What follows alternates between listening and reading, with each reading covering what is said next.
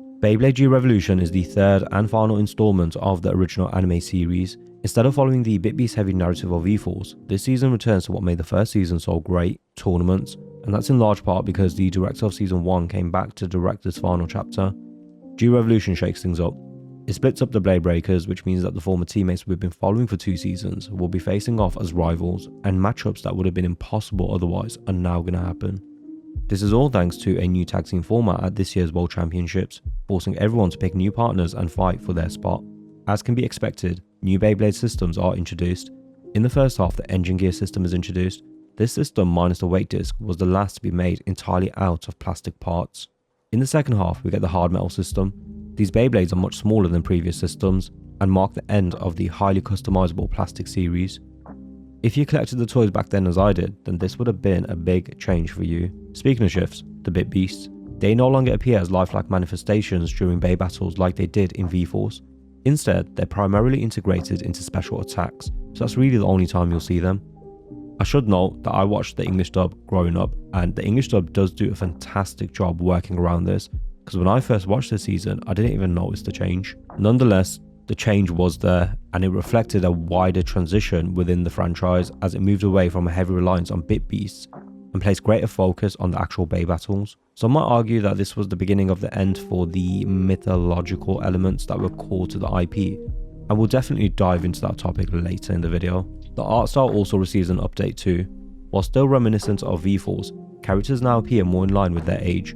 Everyone looks a bit older, a bit more mature, which fits the tone perfectly. G-Rev also closely follows the direction of the manga and includes characters from it, most notably a new character named Daichi who plays a significant role, as well as a mysterious figure with close ties to Tyson. Now the season is split into 2 distinct arcs. The first half is the Tag Team World Championships. It's got high stakes, incredible matches, character development, it's got all that. But it's the second half where things really get interesting. A new org takes over and suddenly it's not about winning tournaments anymore. The gang is literally fighting for the soul of the sport itself, so it's not an understatement to say that the stakes are higher than they've ever been. Despite being well received, G-Revolution aired at a time when the franchise was beginning to lose momentum. The anime and manga both concluded by 2004, and Beyblade as a brand would shift its focus entirely to its toy line, halting all media production until an eventual manga reboot in 2008 called Metal Fusion. The anime adaptation for it aired the following year. In this video, I'll provide you a high-level overview of G-Revolution and share my overall thoughts toward the end. If you enjoy this sort of content, please consider supporting the channel by liking the video and subscribing. As always, timestamps have been included in the description box below. First, let's cover some of the main characters. This is Tyson Granger, the central protagonist. Tyson's journey began even before the anime aired, with his first appearance in the video game Next Generation Beyblade Battle Beyblade. This game served as a prototype for many of the concepts that will go on to define the franchise. However, many like myself were first introduced to Tyson in the first season of the anime. He's depicted as a confident, headstrong, fiercely competitive and talented young blader with an unrelenting desire to be the best. He's unafraid to speak his mind, which on occasion has landed him in trouble. Behind all his bluster, there's a charm to the way he carries himself, evident in how other characters gravitate to him. Even before he made a name for himself, he'd already garnered a loyal following within his neighborhood. By the time he won his first regional tournament, Tyson had inspired countless young bladers to pick up the sport. Once he became world champion at the end of the first season, there's not a single blader in the world who doesn't know who Tyson is. He's also a true sportsman, whether it's Kai, Tala or Zio. Tyson consistently encourages his opponents to grow, learn and return stronger, even in the face of their own defeat. This season presents the biggest test Tyson has yet to face. He's always had his teammates by his side to rely on, but now, for the first time, he finds himself isolated. Tournament formats have changed, his original team has disbanded, and he must learn to work with a new teammate, one who doesn't make the best first impression. Adaptability has long defined Tyson. He's eager to try anything to push himself, but now with former allies turned rivals and no clear path ahead, he feels truly lost. A growing sense of isolation weighs on him, and the way forward isn't as clear as it once seemed. While he remains driven and passionate, he faces new kinds of pressure, particularly around his own limitations. His confidence, once an unquestioned asset, begins to work against him as he clashes with his new teammate and misjudges situations. He's forced to reckon with his flaws, especially when those around him begin to surpass him due to his failures in planning and discipline, or in more simple terms, his inability to control his emotions. I won't go into too much detail about his new teammate, but it's important to note how integral they are to Tyson's development this season. As someone equally energetic, competitive, and determined to prove themselves, this new teammate not only pushes Tyson to reach greater heights, but also serves as a mirror to some of his more impulsive tendencies. In the second half, Tyson must also confront an old foe, a foe whose influence threatens the very foundation of the sport itself. As the system he once trusted begins to fracture, Tyson is thrust into a dire situation where he must shoulder the burden of becoming a leader once again, this time not just to defend his title, but to protect the spirit of Beyblading itself. Through personal setbacks, rivalries, and the restructuring of the Beyblade world, Tyson's arc this season can be best described as one of maturity, humility, and rediscovery. Next up is arguably the most popular character, Kai Hiwatari. Kai is the broody loner type who exudes aura without even trying. He's the heir to Hiwatari Enterprise, a powerful Japanese military industrial firm, and was essentially raised by his stern, unforgiving, and sometimes straight up criminal grandfather.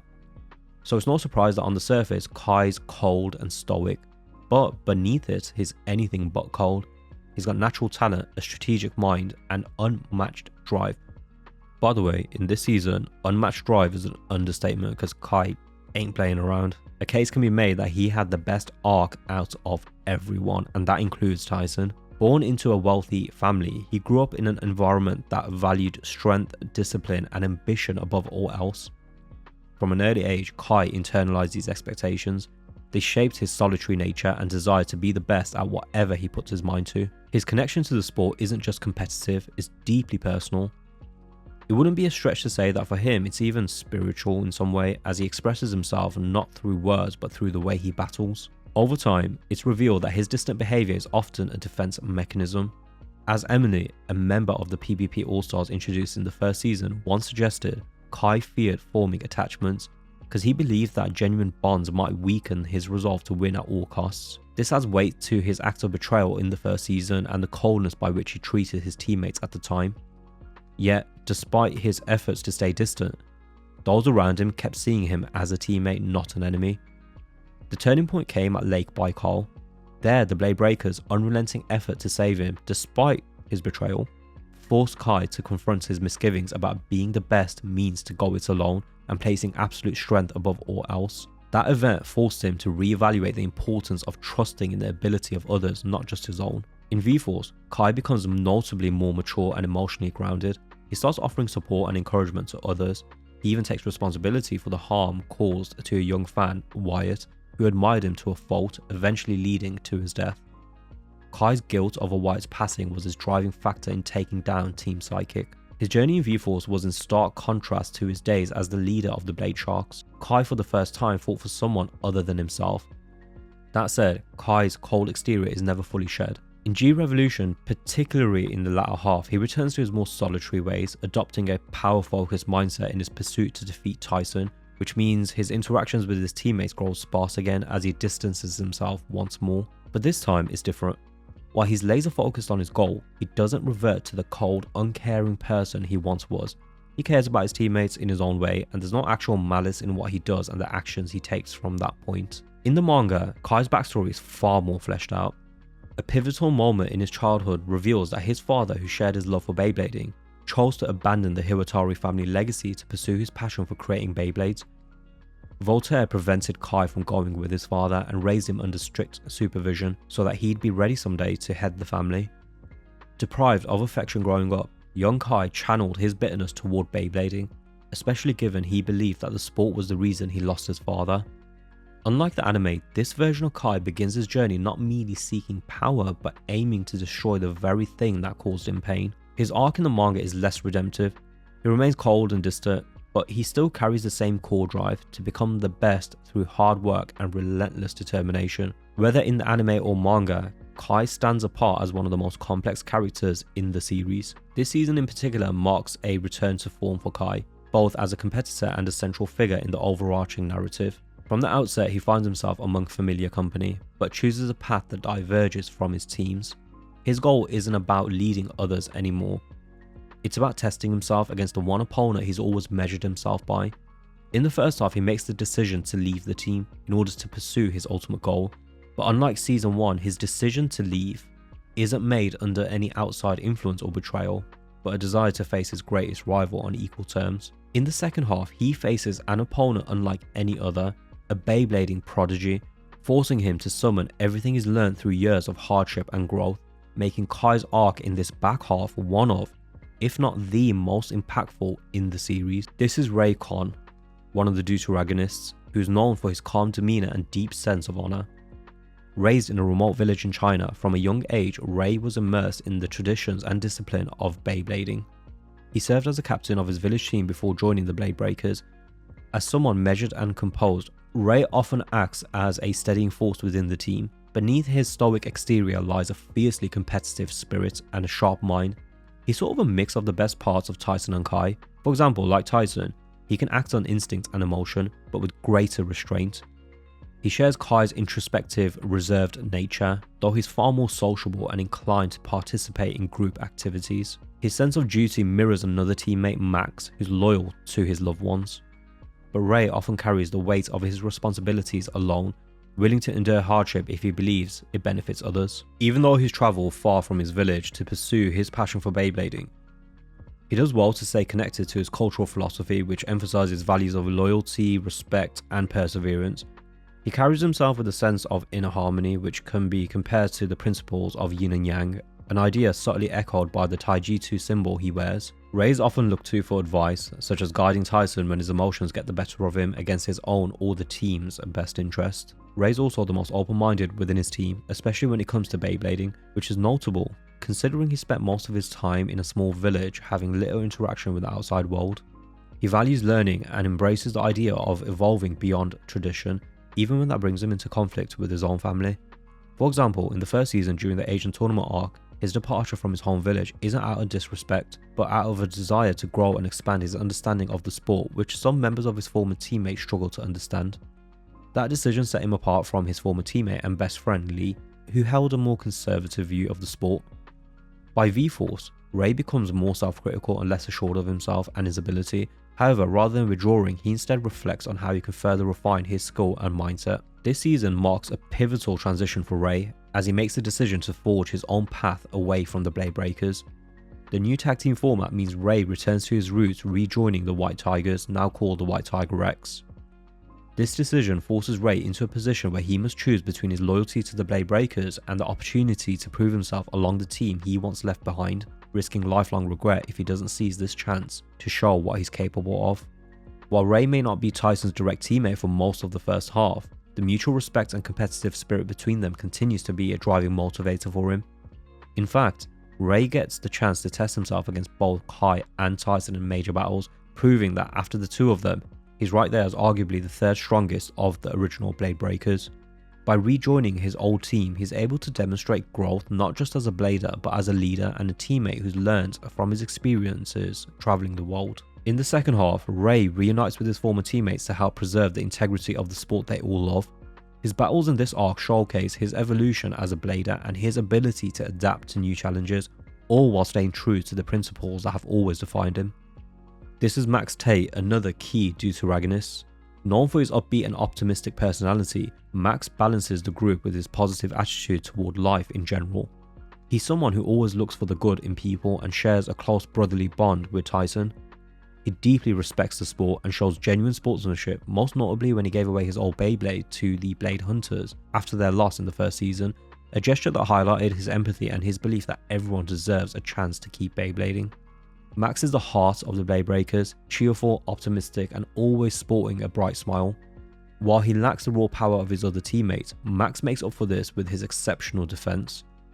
His defensive style leads to him being underestimated by his opponents, but this is to their own detriment, as he consistently surprises them by holding his own in high-pressure matches, even against the toughest of bladers. He has a knack for making friends because of his friendly nature, and he's got a quirky love for putting mustard on his noodles. In the Japanese version, his American roots are often highlighted by his frequent use of English phrases and otherwise Japanese dialogue. Due to the big shake-up in the format of this year's World Championship, Max makes the difficult decision to leave the Bladebreakers and rejoin his original team, now called simply the All-Stars. There, he teams up with a new member, Rick Anderson, an aggressive blader whose abrasive personality and offensive playstyle directly contrast with Max's approach to the sport. Rick's intensity and win at all costs mentality constantly challenges Max's more laid back philosophy, which means their partnership forces Max to confront questions about his own methods and whether his defensive style is holding him back.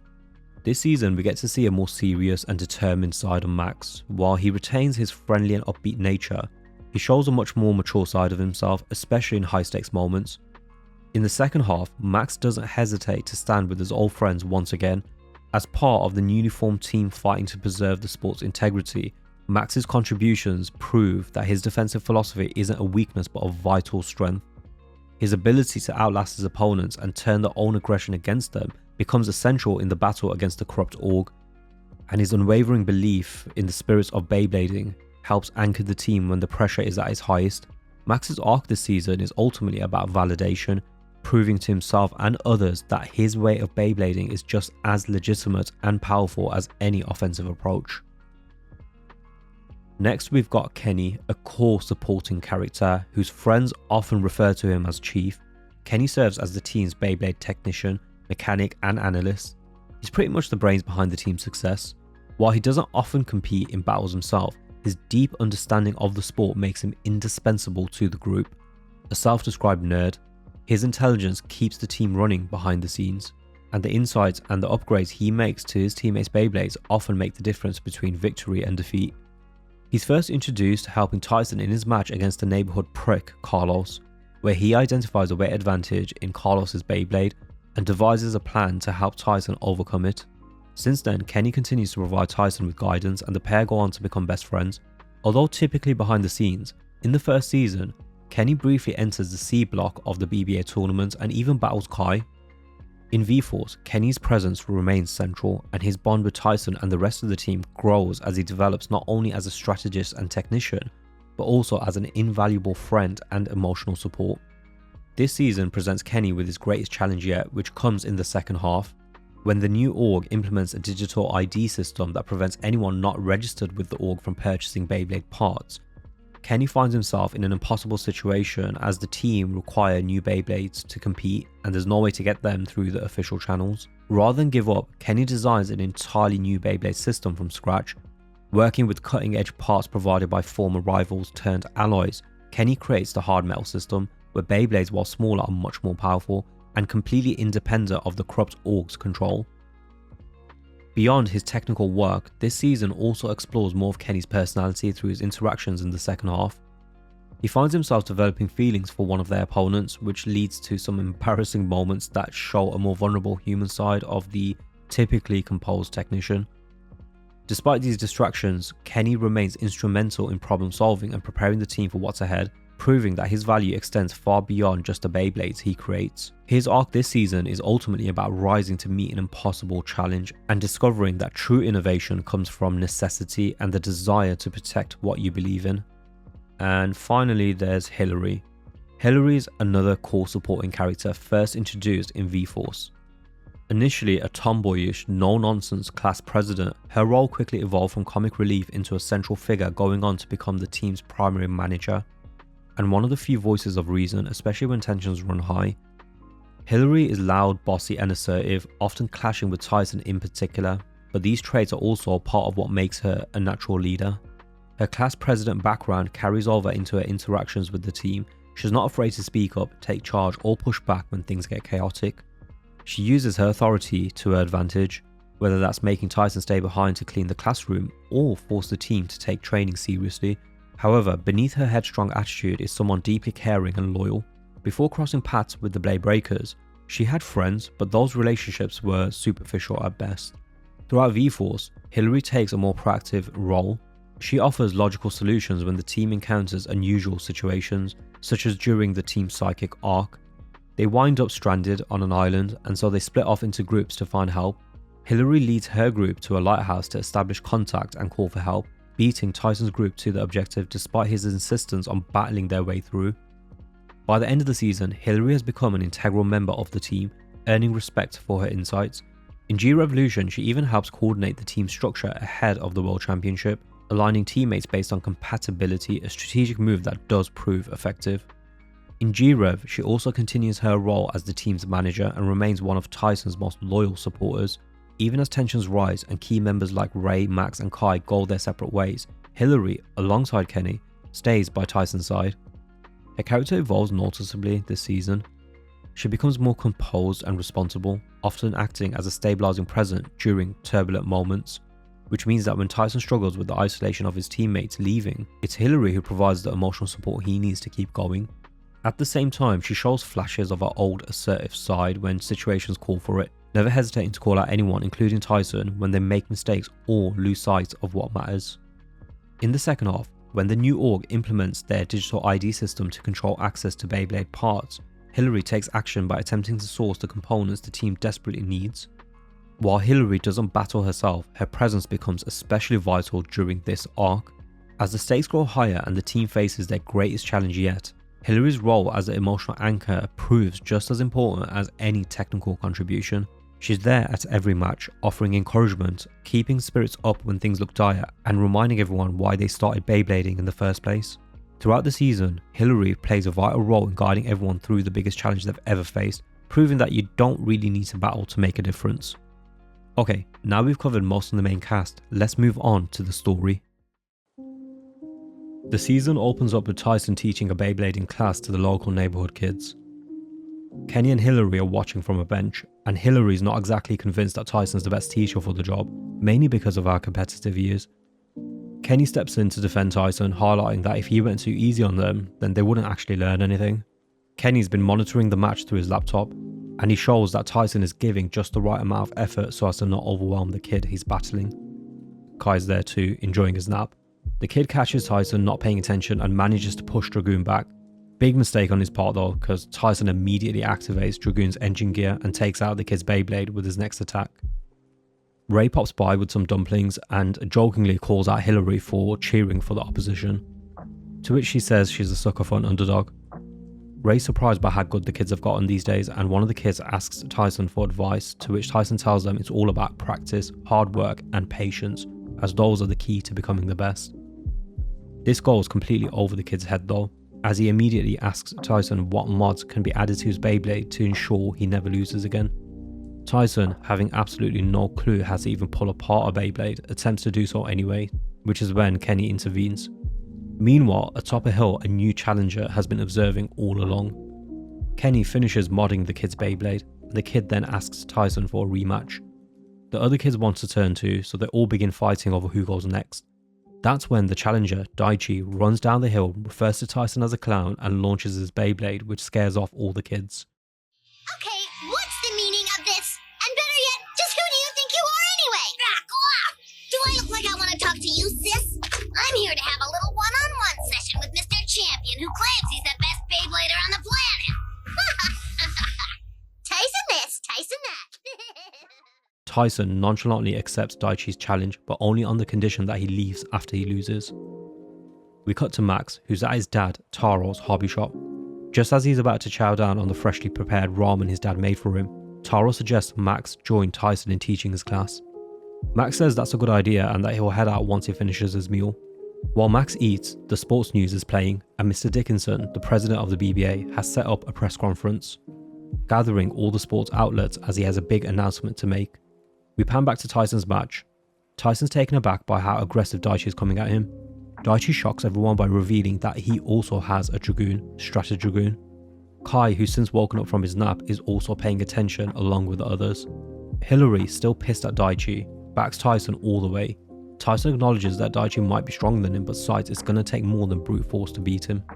He lets Strata Dragoon slam into Dragoon, which catapults it into the air. Gaining further spin velocity on descent, Dragoon is able to knock its counterpart clean out the dish, and everyone, especially Hillary, erupts in celebration. Believing to have won the match, Tyson tells Daichi to beat it, but Daichi points out that Strata Dragoon is still spinning. Hillary reminds Tyson of the official BBA rules, but Daichi goes by different rules. Nothing is out of bounds, the entire world is their stadium. Out in the open, Daichi's got a clear advantage and is also able to copy Dragoon's moves. Seeing Tyson getting flustered, Kai calls out to him to calm down and stick to his game plan. Tyson takes Daichi by surprise. He engages Dragoon's engine gear and has it clear the storm from above. Entering the eye of the storm, Tyson defeats Daichi by using his Galaxy Storm attack. Tyson's not happy with the win though. He wants Daichi to admit he lost after all the shit he talked earlier. Daichi surprisingly admits defeat and adds that his father was wrong about his ability. But with that said, he clings to Tyson, saying that was only round 1. Tyson's had enough, but Daichi continues clinging onto him and begs for a rematch, citing he promised his dad that he would work on his technique until one day he's able to beat the world champ. A new mysterious blader, Jin of the Gale, appears and challenges Tyson to a battle. Tyson can't help but shake the feeling he knows Jin. Daichi refuses to stand aside, so Jin forces Tyson's hand by cornering him. Kenny and Ray try to convince Tyson not to battle as he hasn't been able to rest since his match with Daichi. Tyson refuses to back down from a challenge, and so he and Jin go at it. Daichi refusing to be sidelined, he launches Dragoon into the fray. Seeing his friend at a 2v1 disadvantage, Ray launches Drigger which shields Dragoon. Jin shows there's levels to blading as his Beyblade effortlessly knocks the others back in one go. All 4 Beyblades are on a fast track collision course, but just as they're about to collide, Max arrives and calls for everyone to stop. In that split second, Jin knocks the other 3 Beyblades out and retreats without saying another word. As the press become restless, Mr. D announces that the date for the World Championships has been decided, but this year's will be a tag team format. 2 blocks of prelims, Block A and Block B, will take place and the champion of each block will take each other on in the final. While the rest of the Bladebreakers wonder why the format's changed, Tyson's excited by the change-up. Tyson, with complete disregard to the others' feelings, starts eeny meeny miny mowing them about who will tag team with him. Daichi wants in, but Tyson isn't interested in letting Daichi join the team. While Tyson and Max are excited, Ray worries about the strain this year's format will place on their friendship. Kenny worries about the sudden changes and the appearance of Jin, who they know nothing about. Meanwhile, Jin watches from afar and laments how he was unable to see what Tyson was capable of, but he has a plan in mind to test Tyson. Shortly thereafter, Tyson makes his way home. Daichi follows him because he's desperate for a rematch, while Tyson's desperate to get Daichi away from him, so naturally the pair bicker the whole way home. Tyson's Gramps hears the commotion and asks what's going on. Hearing Daichi's Tomy rumble, Gramps cooks up some grub and even lets Daichi sleep over, forcing Tyson to bunk with him. Max is at home. He and his dad discuss this year's tournament. Taro hands a letter from Judy, Max's mum. Along with the letter, Judy sent him a plane ticket with a letter stating that she needs his help. Ray is on his own. He's conflicted by the choice he must make. Seeing Tyson being backed up by Daichi and Jin, Ray questions if Tyson has what it takes to secure the win for their team, so he makes his decision. He decides to leave. Daichi's up bright and early. He returns the favour to Gramps by chopping some wood. While Gramps and Daichi bond, Tyson, seeing Daichi tending to his chores, sneaks out to meet Kenny. They head over to the BBA facility to get some training in, but Max and Ray are already there. Ray explains he's decided to enter the prelims back home by joining the White Tigers. Stunned by his decision, Kenny and Tyson ask why. When pushed, Ray explains that Tyson's his problem, but doesn't expand any further than that. Max explains that he's leaving because his mum needs his help. Kenny clicks onto what's going on with the pair. He explains to Tyson that likely what's going on with the pair is that they believe that with their expertise and skill sets, they'll have a better shot at winning the tournament going their separate ways. At least that's what he believes Judy was thinking when she called Max. Both Ray and Max pretty much agree with Kenny's conclusion. Judging by this next clip, it's safe to say that Tyson isn't taking the news well. But let's not kid each other. The real reason you're running away is because you're jealous of me and always have been. You're no friend. You only think of yourself, and I bet if you had the chance, you'd sabotage this whole competition for me, wouldn't you? After hearing Tyson accuse Ray of being jealous of him, Max interjects and tells Tyson he's got it wrong, that they ain't trying to break up the team, at least not with malice. He explains that as only 2 of the Bladebreakers can participate in the tournament, they'd rather fight against Tyson than not participate at all and be forced to watch from the sidelines. While not happy with it, in the end, Tyson does get it. As the 2 leave, he tells them to remember that they'll always be friends no matter what. Tyson's harsh words play on Ray's mind while he's looking at a photo of the team. He recalls Tyson's final words, but cites there's something bigger at stake than friendship. Meanwhile, Daichi wakes Tyson up, who was having a nightmare of Max and Ray leaving. Daichi and Tyson soon begin to bicker due to Daichi's incessant requests for a rematch. Kenny and Hillary arrive to invite Tyson and Daichi to join them to go for a swim at the public pool. Daichi continues to piss Tyson off and to coax him into battle, he shows off by launching his Beyblade across the pool water into one of those inflatable seats. Tyson isn't as impressed as the other two. He does the same thing with ease. They all end up getting kicked out for breaking the rules because there's no Beyblading allowed in the pool. When Hillary asks Kenny why Tyson won't give Daichi a rematch, Kenny suspects it's because Daichi has a major advantage Bay battling outdoors as it's natural for him, so Tyson's probably waiting for an official tournament before accepting Daichi's challenge. Jin is watching them all from afar. He laments the prelims are coming up and resolves to battle Tyson before that as he wants to test Tyson's abilities, so he devises a plan. He leaves his calling card at Tyson's home, but before Tyson could read the message, Daichi grabs it off him. And while the pair fight, the calling card ends up being thrown outside. Tyson's had enough of Daichi's constant pestering for a rematch. He asks Daichi why he's so desperate for a rematch, to which Daichi responds that he deserves to be number one. Tyson recalls the last thing Ray and Max said to him. Realizing it's his responsibility to defend his title against any challenger, Tyson accepts Daichi's plea for a rematch. As the pair begin, Ray, who's popped by unannounced, is glad to see that Tyson appears to finally understand why he left. As he leaves, he stumbles upon the calling card and in Tyson's stead decides to go to Jin's meeting spot. Jin's initially surprised to see Ray, who tells him Tyson's busy and to battle him instead. He coaxes Jin to take him on, citing if Jin can't beat him then he doesn't deserve a chance to take on the world champ. Jin accepts Ray's challenge. As rain begins pouring, the two go at it and earn each other's respect. Ray is surprised by Jin's power and Jin is surprised by how well-rounded Ray's game is. Jin uses the water spray as a mirror to create phantom images of his Beyblade. Jin tells Ray that while he's good at many things, he's a master of none, and this leads him to create openings that can be exploited. Ray quickly realizes that his jack-of-all-trades approach to Bay battle leaves him vulnerable, so he quickly adjusts. He comes up with a strategy to break the illusion and manages to catch Jin off guard, but despite the effort, Ray still loses. Jin decides he doesn't need to fight Tyson anymore. As he walks off, he leaves with one final thought, that Tyson is lucky to have a friend like Ray. Ray appreciates his match with Jin as it made him realize that he's got a long way yet to go to be able to beat Tyson. Max lands in the US and is greeted by Judy. She introduces him to his newest teammate Rick.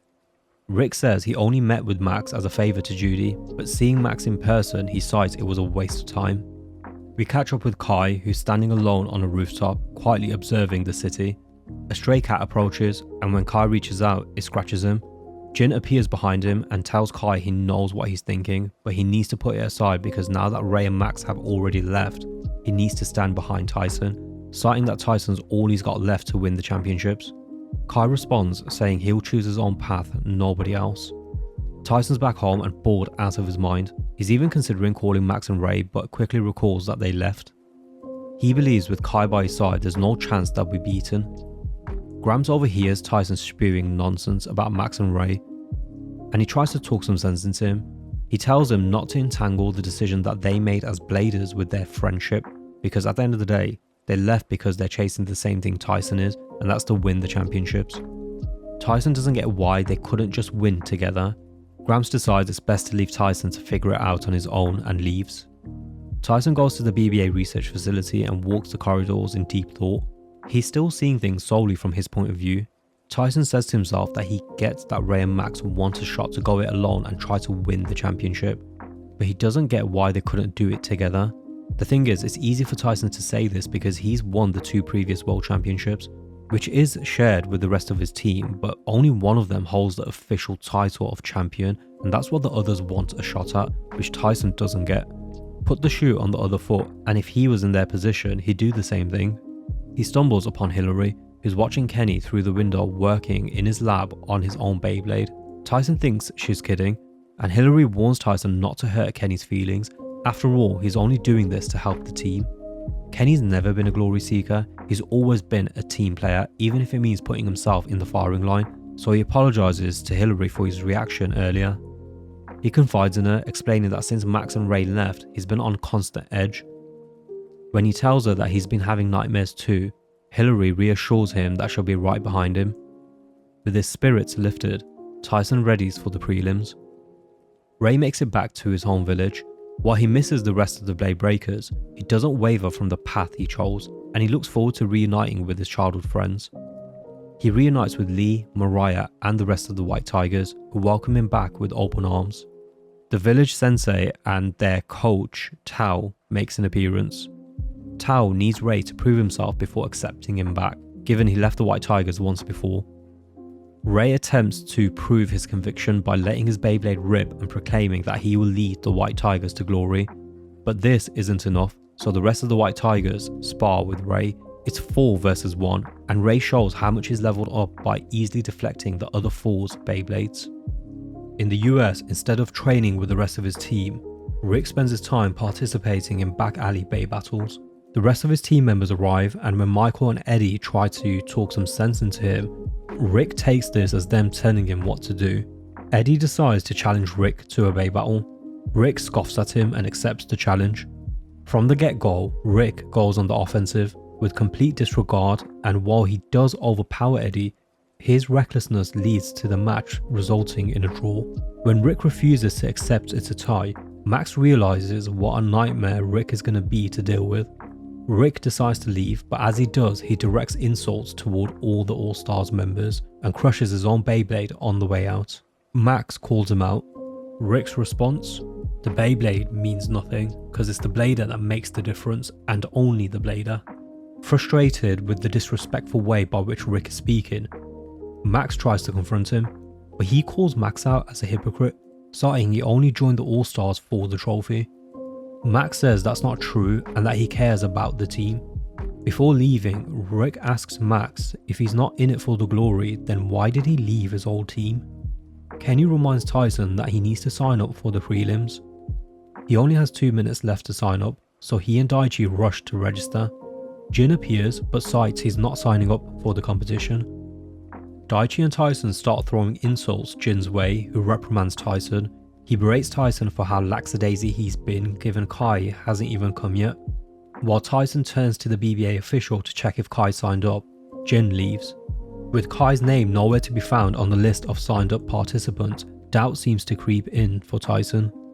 But just in the nick of time, Kai makes it, and now with his partner there, Tyson's ready to tackle the first round of the prelims.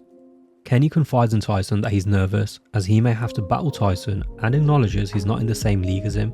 But Kenny's not the only one who's nervous, as Tyson, feeling the weight of the event, rushes to the loo. The prelims begin. Tyson and Kai breeze through their first match, while Mr. D watches the matches from atop. Jin appears and Mr. D asks for his insights into how he thinks the comp will go. Jin believes it's a given that Tyson and Kai will make it to the finals, but he's also confident that Daichi and even Kenny will surprise them. Daichi breezes through his match. Kenny, using his Beyblade, Hopper, manages to win his match too and rejoins Hillary, Tyson and Daichi for some lunch. They mistake Kenny's long sigh for him losing and so try to console him, but he tells them he won his match. A lad named Kotaro enters the room and cites he's Tyson's biggest fan. He asks for an autograph and scopes out their Beyblades. Once he gets the autograph, he leaves. Hillary can't shake the feeling something's off about the lad. Kenny starts to settle in and his confidence grows as he wins his next match with relative ease, and the next match after that too. Tyson's shocked with how well Kenny's performing. Kai tells Tyson not to be shocked, because that wasn't just luck, and to never underestimate Kenny, else he'll be in for a big surprise. Kenny's right arm is swollen from pulling his ripcord, so he runs it under some cold water. Tyson and Hillary walk in and Hillary wraps Kenny's arm to help alleviate some of the pain. They both stress to Kenny that he doesn't need to push himself so hard, but Kenny tells them he needs to. With 2 less members, he feels he needs to do his part for the Bladebreakers.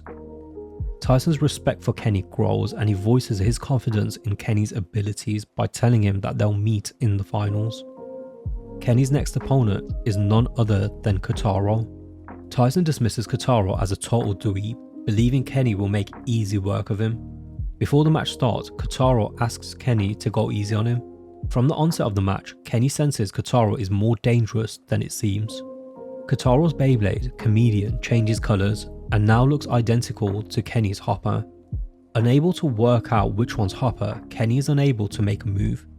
Kotaro then takes out Hopper and progresses to the next stage of the prelims. Kenny deduces that when Kotaro visited them earlier, He took note of what their Beyblades look like so that he can copy their colour. Tyson, who has to face Kotaro next, resolves to teach him a lesson. Kotaro has Chameleon change colours to match Dragoon.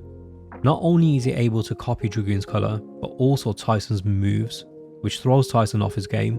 Kotaro unleashes Galaxy Storm. While the attack looks just like Dragoon's, as a copy it lacks the power to sustain the attack, so Tyson unleashes Galaxy Storm, which completely shatters Kotaro's Beyblade into pieces. Tyson, having avenged his friend's loss, tells Kenny that this victory belongs to both of them. Tyson also addresses the doubt Kenny shared in his ability early on by telling him that they're both on the same level and that he looks forward to facing Kenny in future. Having won Block A, Tyson will be representing the Japan team as one of the 2 participant bladers. Now all that's left is to decide the winner of the final match in Block B, Daichi vs Kai. While Tyson celebrates with Kenny, they stumble upon Jin, who reminds Tyson that there's no way he would have won without Kenny, and he adds that Beyblading isn't just about winning, but how you win. This plays on Tyson's mind as he can't help but feel like he's been told this before. Minus Kai, they all reconvene in one of the back rooms and Hillary is seen helping sew up Daichi's torn trousers. Seeing Tyson deep in thought, Daichi leaps at him to lift his spirits, but only to be flung backward and land straight on Hillary's face. When Daichi finds out that the winner of this match will be Tyson's partner rather than his opponent, he's fuming as he was hoping to go head to head with Tyson, not partner up with him. The Block B final match is ready to begin, Kai vs Daichi. The match will take place in the Jungle Stadium, and this, as you can imagine, works perfectly in Daichi's court, but Kai ain't phased one bit. The 2 go at it and Tyson worries Kai is being overly aggressive without any regard to defense. Daichi tries to lure Kai deeper into the base stadium's jungle, but he doesn't bite and stays put. Daichi uses the jungle area to have Dragoon use the mini trees to build momentum and strike Dranzer. But still, Kai stays put. He doesn't let Dranzer move an inch as it's hit with a flurry of attacks. When Hillary wonders out loud if this is Kai actually throwing the match, Tyson begins to panic and calls out to him. It's revealed Kai overheard Daichi speaking with Tyson earlier, where he said he doesn't want to partner with Tyson because there can only be one champ. This leads Kai further doubting if winning the match and thus partnering with Tyson is the right decision for him. When Daichi launches his final attack, it jolts Kai into action. Like autopilot, he too unleashes his final attack and completely overwhelms Daichi. DJ announces that Tyson and Kai will be the tag duo representing Japan at the World Championships. Tyson's over the moon, but Kai is still conflicted about what to do. Mr. D approaches the pair and makes an announcement. The first is that each tag team will have 2 alternates that will be called in, basically as reserves. Mr. D then calls up Jin, who announces who the reserves are. He chooses Daichi and Kenny. Kenny even gets a nice moment as the crowd and his friends cheer for him. When Mr. D adds that Jin will be coaching this new team that's formed, Tyson asks Mr. D how can they trust Jin to lead them as their coach given that they just met and the fact that they know nothing about him. The BBA president explains that Jin actually coached a new team he formed the year prior, so has experience, and now he'll be coaching Tyson's new team, which he named the BBA Revolution. Mr. D has one more thing to add, but before he can, Jin takes the lead. Jin voices his surprise that Tyson's still not figured out his identity. Tyson has a flashback to Jin coaching him when he was a child. Oh no, my blade's running out of power! No, it's not. But it's starting to slow down. If you concentrate, I promise it won't stop. Yeah, I gotta concentrate.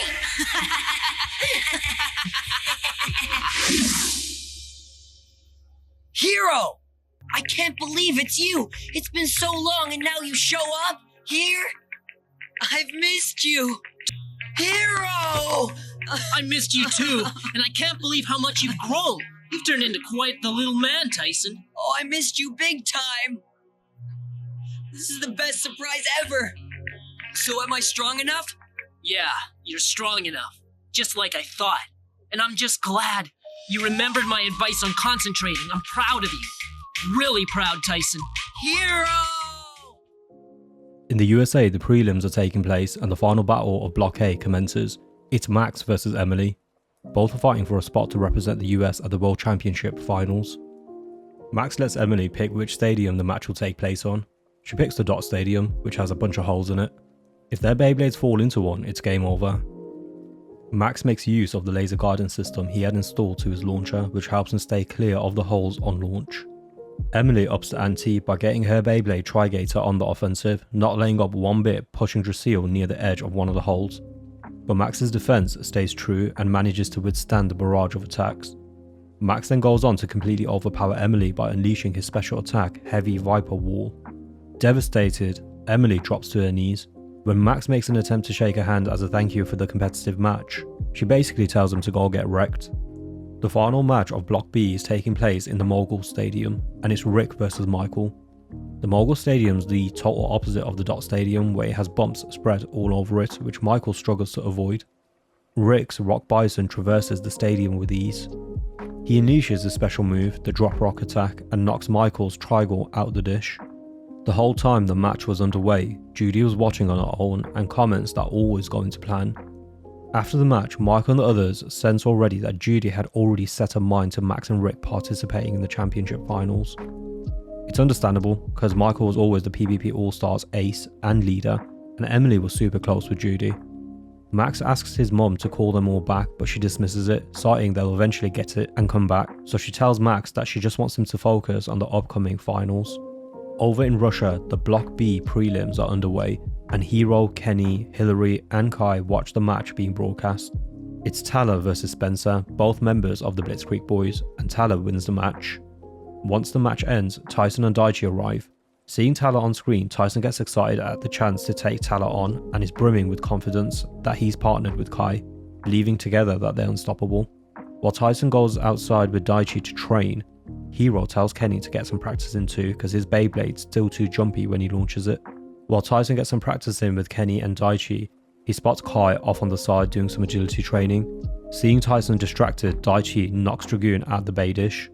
Hillary messes with Kenny's laptop, causing some of his data to be erased. The pair begin to bicker, so Hero has to break them up, and he tells Kenny he needs to stop being so reliant on data because that's not where he lacks actual practice, so Hero tells him to crack on with it.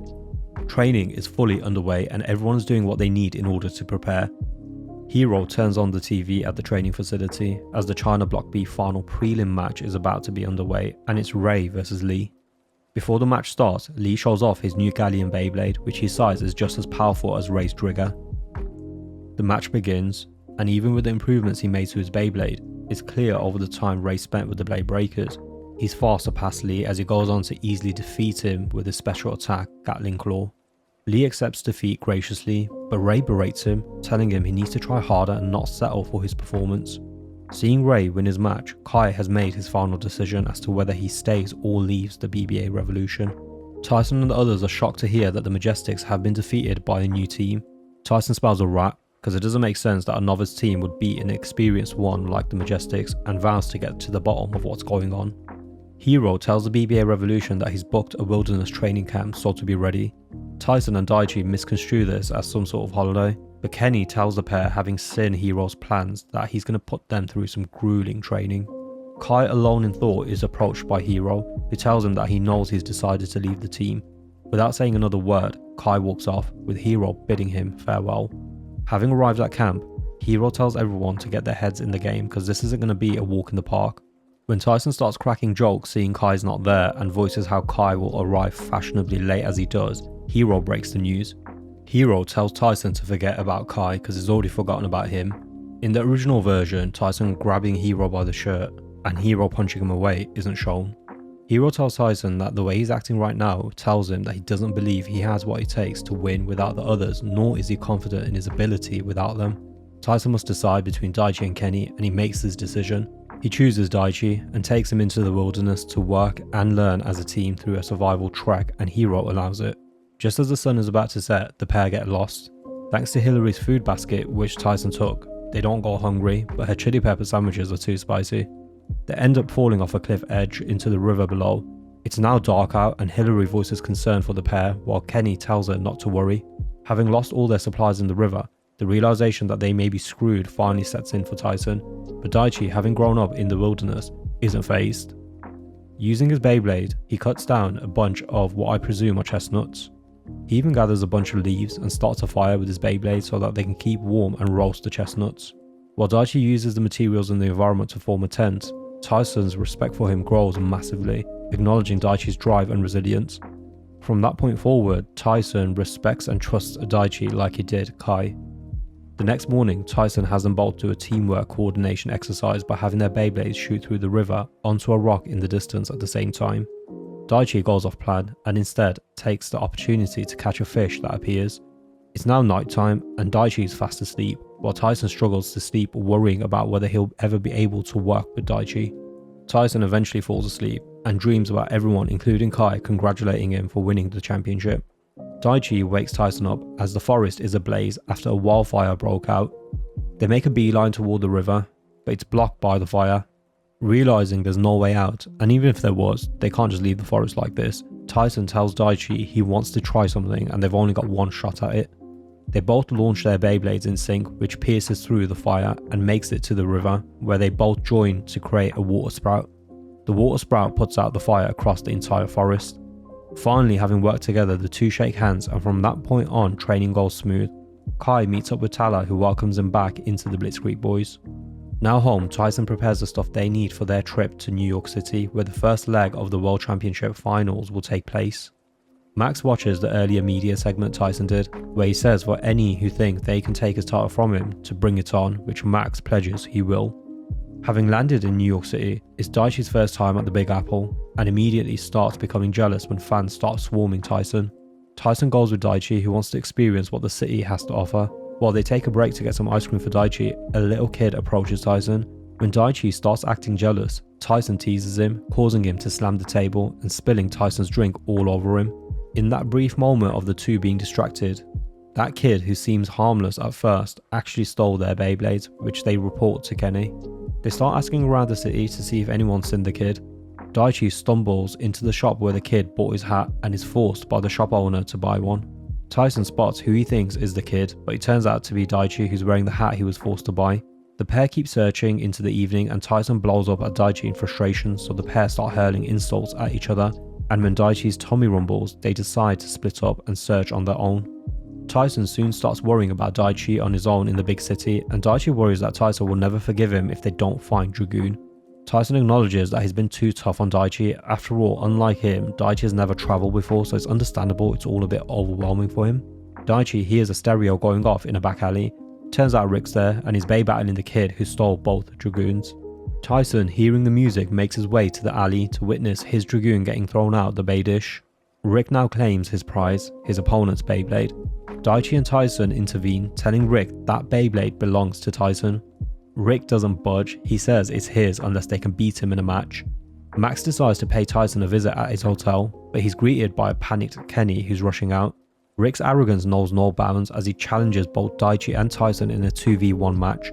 Credit to Rick, he does well to hold his own, but he soon realises he might have bit off more than he can chew. Max, familiar with the area, is aware of where stolen Beyblades are used and takes Kenny to the back alley. Meanwhile, the match intensifies, but just as Tyson and Daichi get into sync and are about to finish Rick off, Max intervenes by stopping the match using Drasil. With their Beyblades retrieved, Tyson and Daichi apologise to one another. Max, while pleased that Tyson is getting along with his new teammate, he worries even more now that he can't seem to find a way to get along with his own. Rick continues to practice on his own, but it's clear Tyson and Daichi's teamwork has had an effect on him. Now, back at their hotel, Tyson and the others watch the news as it's announced Kai has rejoined the Blitzkrieg Boys. Fans across the globe eagerly anticipate the first match of the World Championship Finals to commence. DJ announces the teams: the BBA Revolution, the PBP All-Stars, White Tiger X, the Barthez Battalion, F Dynasty, and the Blitzkrieg Boys. Seeing Kai across from him, Tyson struggles to contain his anger, and Max and Ray are surprised to see Kai with the Blitzkrieg Boys. The first match is announced is the BBA Revolution versus White Tiger X. While this is what Ray wanted, he's frustrated that the match is so soon. The Blitzkrieg Boys proceed to leave, with Tyson chasing after them. He calls Kai all the names under the sun, and demands an answer as to why he left him. Kai clears up any confusion. He tells him he plans to win the finals and he can't do that with Tyson as his partner. Kai then disses Tyson's team and walks off. Meanwhile, Ray senses Lee's nervous and tells him to pull himself together, to which Lee says he doesn't know if he's ready to take on Tyson. Ray and Mariah reassure him that he's ready, and Ray hands him an upgraded galleon with a new high-speed disc. Ray tells Lee to trust in himself and to follow Ray's lead. Tao is there too and just talks a whole load of nonsense. The only thing I made out is that he told Ray to mind his conflict of interest and to ensure his sense of loyalty and friendship with Tyson doesn't cloud his judgment. Hiro decides Daichi is to face Ray because he doesn't trust that Tyson will be able to control his emotions. When Hillary goes to get Tyson, she finds him standing behind the door, having overheard everything. Tyson, still vexed from his previous interaction with Kai, decides on his own that he'll be the one to go up first and take on Ray, citing he's going to teach his double-crossing old friends a lesson, one by one, starting with Ray. Kenny and the others expected Ray to go first, but Ray anticipated this and has Lee go up first. The match will take place in the Needle Valley Stadium, but before the match begins, Tyson has a meltdown, demanding Lee step down so that he can face Ray. He calls Ray all sorts of names and even goes as far as to challenge both Ray and Lee at once. Tyson's out of control, and even Daichi sees Tyson's being insane. Tyson even starts arguing with his own team. Mr. Dickinson decides to sanction the match, but Daichi refuses to sit back and watch, so joins in. It's now a legitimate tag team match. All four Bladers launch their Beyblades, and off the rip, Daichi struggles to control his Beyblade because he's not used to the pace of the match. And that's all thanks to the new speed discs that Ray and Lee are using. Lee gets too cocky and gets slammed hard by Dragoon, but before Galleon is thrown out, Drigger knocks Galleon back into the dish. While Ray scolds Lee for playing rashly and almost throwing the match, he smiles and tells Lee he needs him and wants to work together to win. Lee and Ray are now fully in sync, but Tyson isn't impressed. He and Daichi go on the offensive, but their opponent's Beyblades move at the last minute, causing both Dragoons to slam into one another. Tyson and Daichi begin to bicker to the point where they start Bay battling each other. During the commotion, Ray and Lee launch a surprise attack from up top. Drigger knocks out Strata Dragoon, while Tyson's distracted, Lee's Galleon takes out Dragoon. Lee is ready for a celebration, but Ray isn't happy. Ray approaches Tyson to tell him if he continues behaving the way he does, he'll never win, and after all, Ray left to face Tyson, and this version of Tyson is not who he wanted to prove himself against. Hiro's concerns earlier were correct. He cites to himself that this would have been a match Tyson should have easily won, yet his biggest strength, his emotions, continue to be his biggest weakness when left unchecked, and with old friends on his heels to take his number one spot, he needs to sort himself out, and soon. Tyson's fuming over the loss, but deflects by blaming Daichi. The two begin to argue as Tyson tells Daichi that he had Ray and Lee when he went on the offensive, but Daichi got in his way. It's technically true, but ultimately his attack would have missed, and Daichi's his partner. The whole point of a partner is to work with them. Tyson, feeling humiliated on the global stage, just doesn't see it right now. Kenny tries to lower the temperature by telling Tyson that while they lost a match, they aren't out yet and can still win the next match. Hillary tries to get Tyson to apologise, but instead he doubles down. The White Tiger X walk by. Ray just shrugs off Tyson, who's throwing a tantrum. Ray writes off the match they had as he knows it wasn't the best version of Tyson, who he hopes to face at some point later in the tournament. Tyson can't take the way Ray's looking at him, so he runs off. Lee scoffs at Tyson's behaviour. Ray checks him by telling him to never underestimate Tyson because he's more powerful than Lee could ever imagine. The next round is ready to go. It's F Dynasty versus the Blitzkrieg Boys. First up is Raul versus Kai. With his new Dranzer gigs, Kai's ready to stomp anyone who gets in his way. While the All-Stars prepare, Michael voices how pathetic Tyson's performance was. While Rick doesn't deny that, he insults Michael by saying out of everyone, Michael's the one who should be worried about Tyson. Max checks them both. He reminds them that he's known Tyson for years, and so he's the only one out of them that knows how powerful Tyson truly is and to never underestimate him. Rick says while Tyson might have power, not being able to access it makes him a wimp.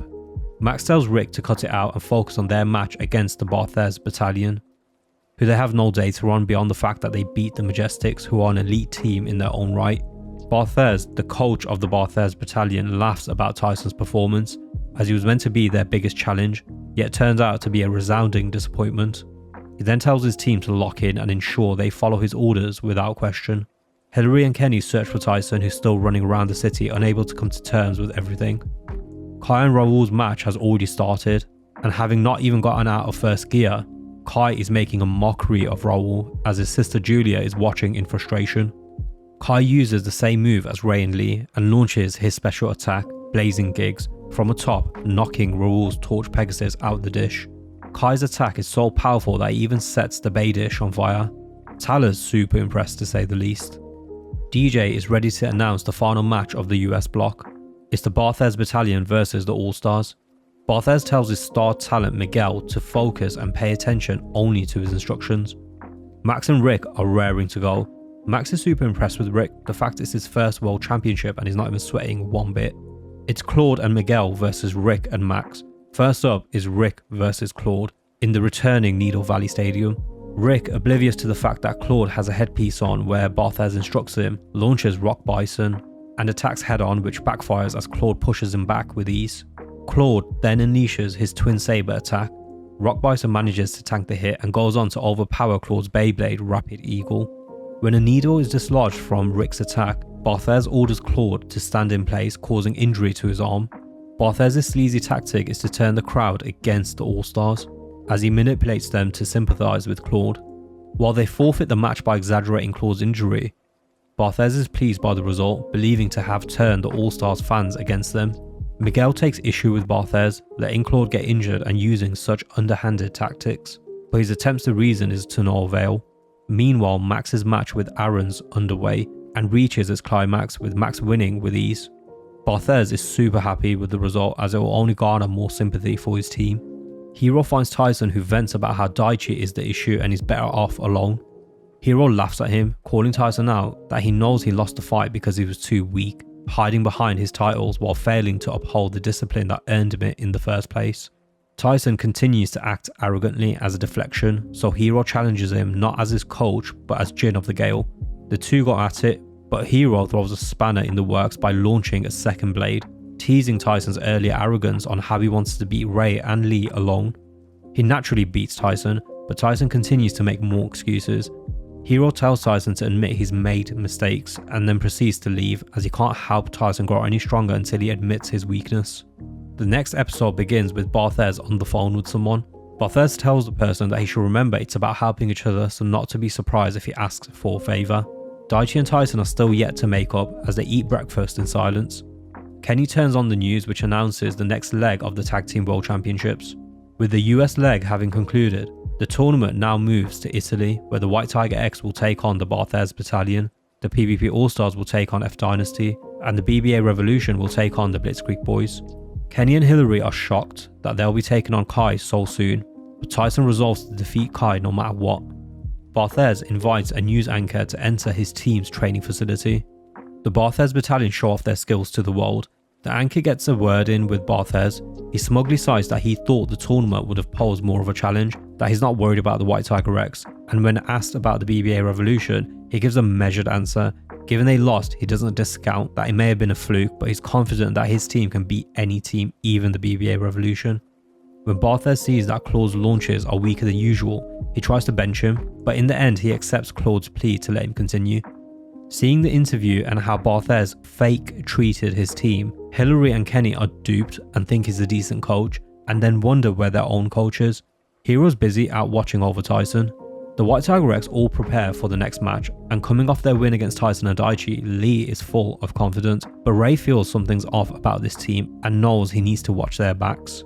We next see Barthez berate his team to focus more. Miguel says that they're trying their best, but Barthez responds by telling him not to speak back, and adds that if it wasn't for him, they'd be back at the schoolyard playing with kids, and all he asks in return is that they obey. Another member, Matilda, asks Barthez to take it easy, but he reprimands her. He threatens them all that he'll wash his hands of them if they don't do as they're told. He details the plan for the next match to win emphatically, as their quest is to make the name Barthez Battalion revered in the world of Beyblading. His dream is to create a league of bladers that the world has never seen. Brad Best and AJ Topper announced the first match of the European leg of the tournament taking place in Rome. First up, White Tiger X versus Barthez Battalion. This time they'll be facing off in a standard Bay dish, and first up is Ray versus Claude. Ray off the rip goes all out and Claude matches his intensity, but he's no match for Ray's overwhelming strength. Seeing Claude getting frustrated and about to lash out, Miguel intervenes and reassures him that they can still win so long as they work as a team. So far it's all going according to Barthez's plan. Next up is Lee, who'll be taking on Miguel. Lee takes a page out of Ray's book, with Galleon hammering Miguel's dark gargoyle.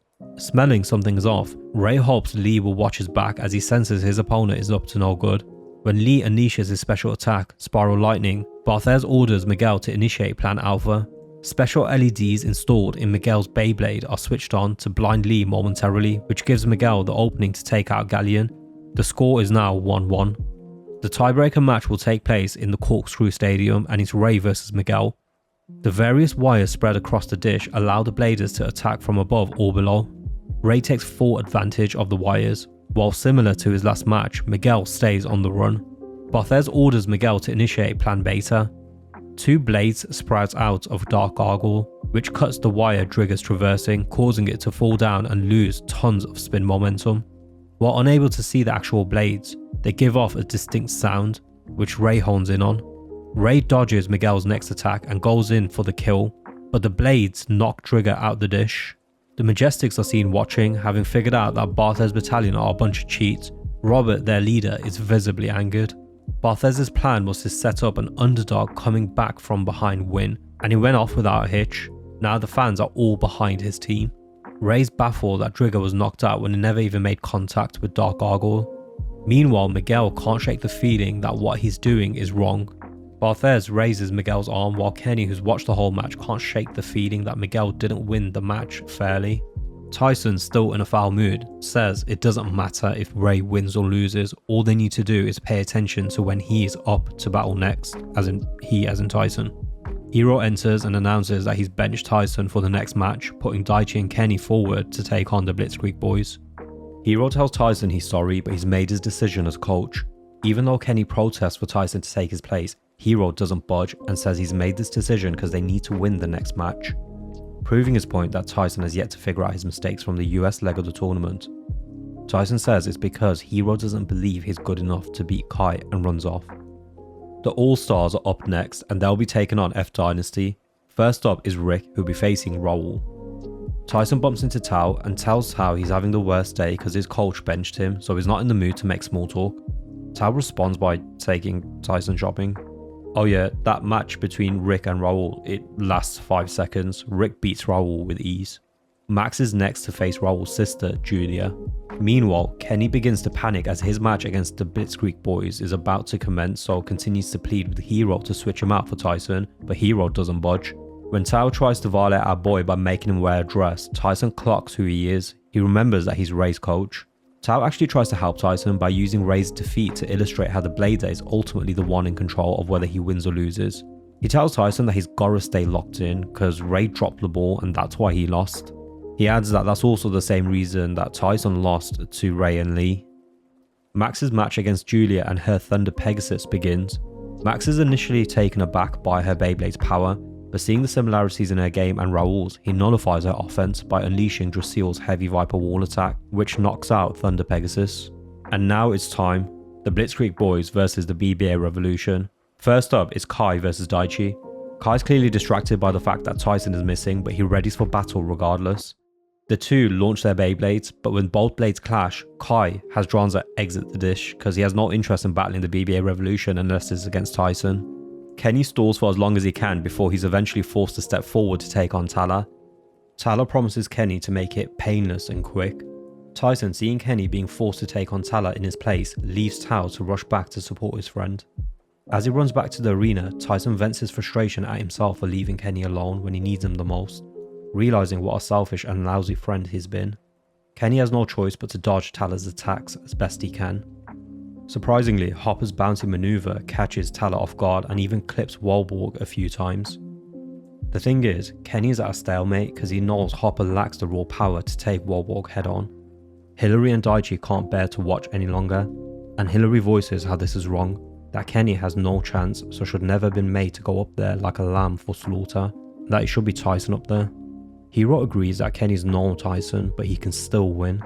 Hero calls out to Kenny, telling him to stop worrying about Tyson not being there by his side and all the things that can go wrong, as he's in fact the heart and soul of the team, and tells him to channel his Blader spirit. Tala tries to get in Kenny's head, telling him that Tyson ran away because he rejects Kenny being up there to battle Tala instead of doing it himself.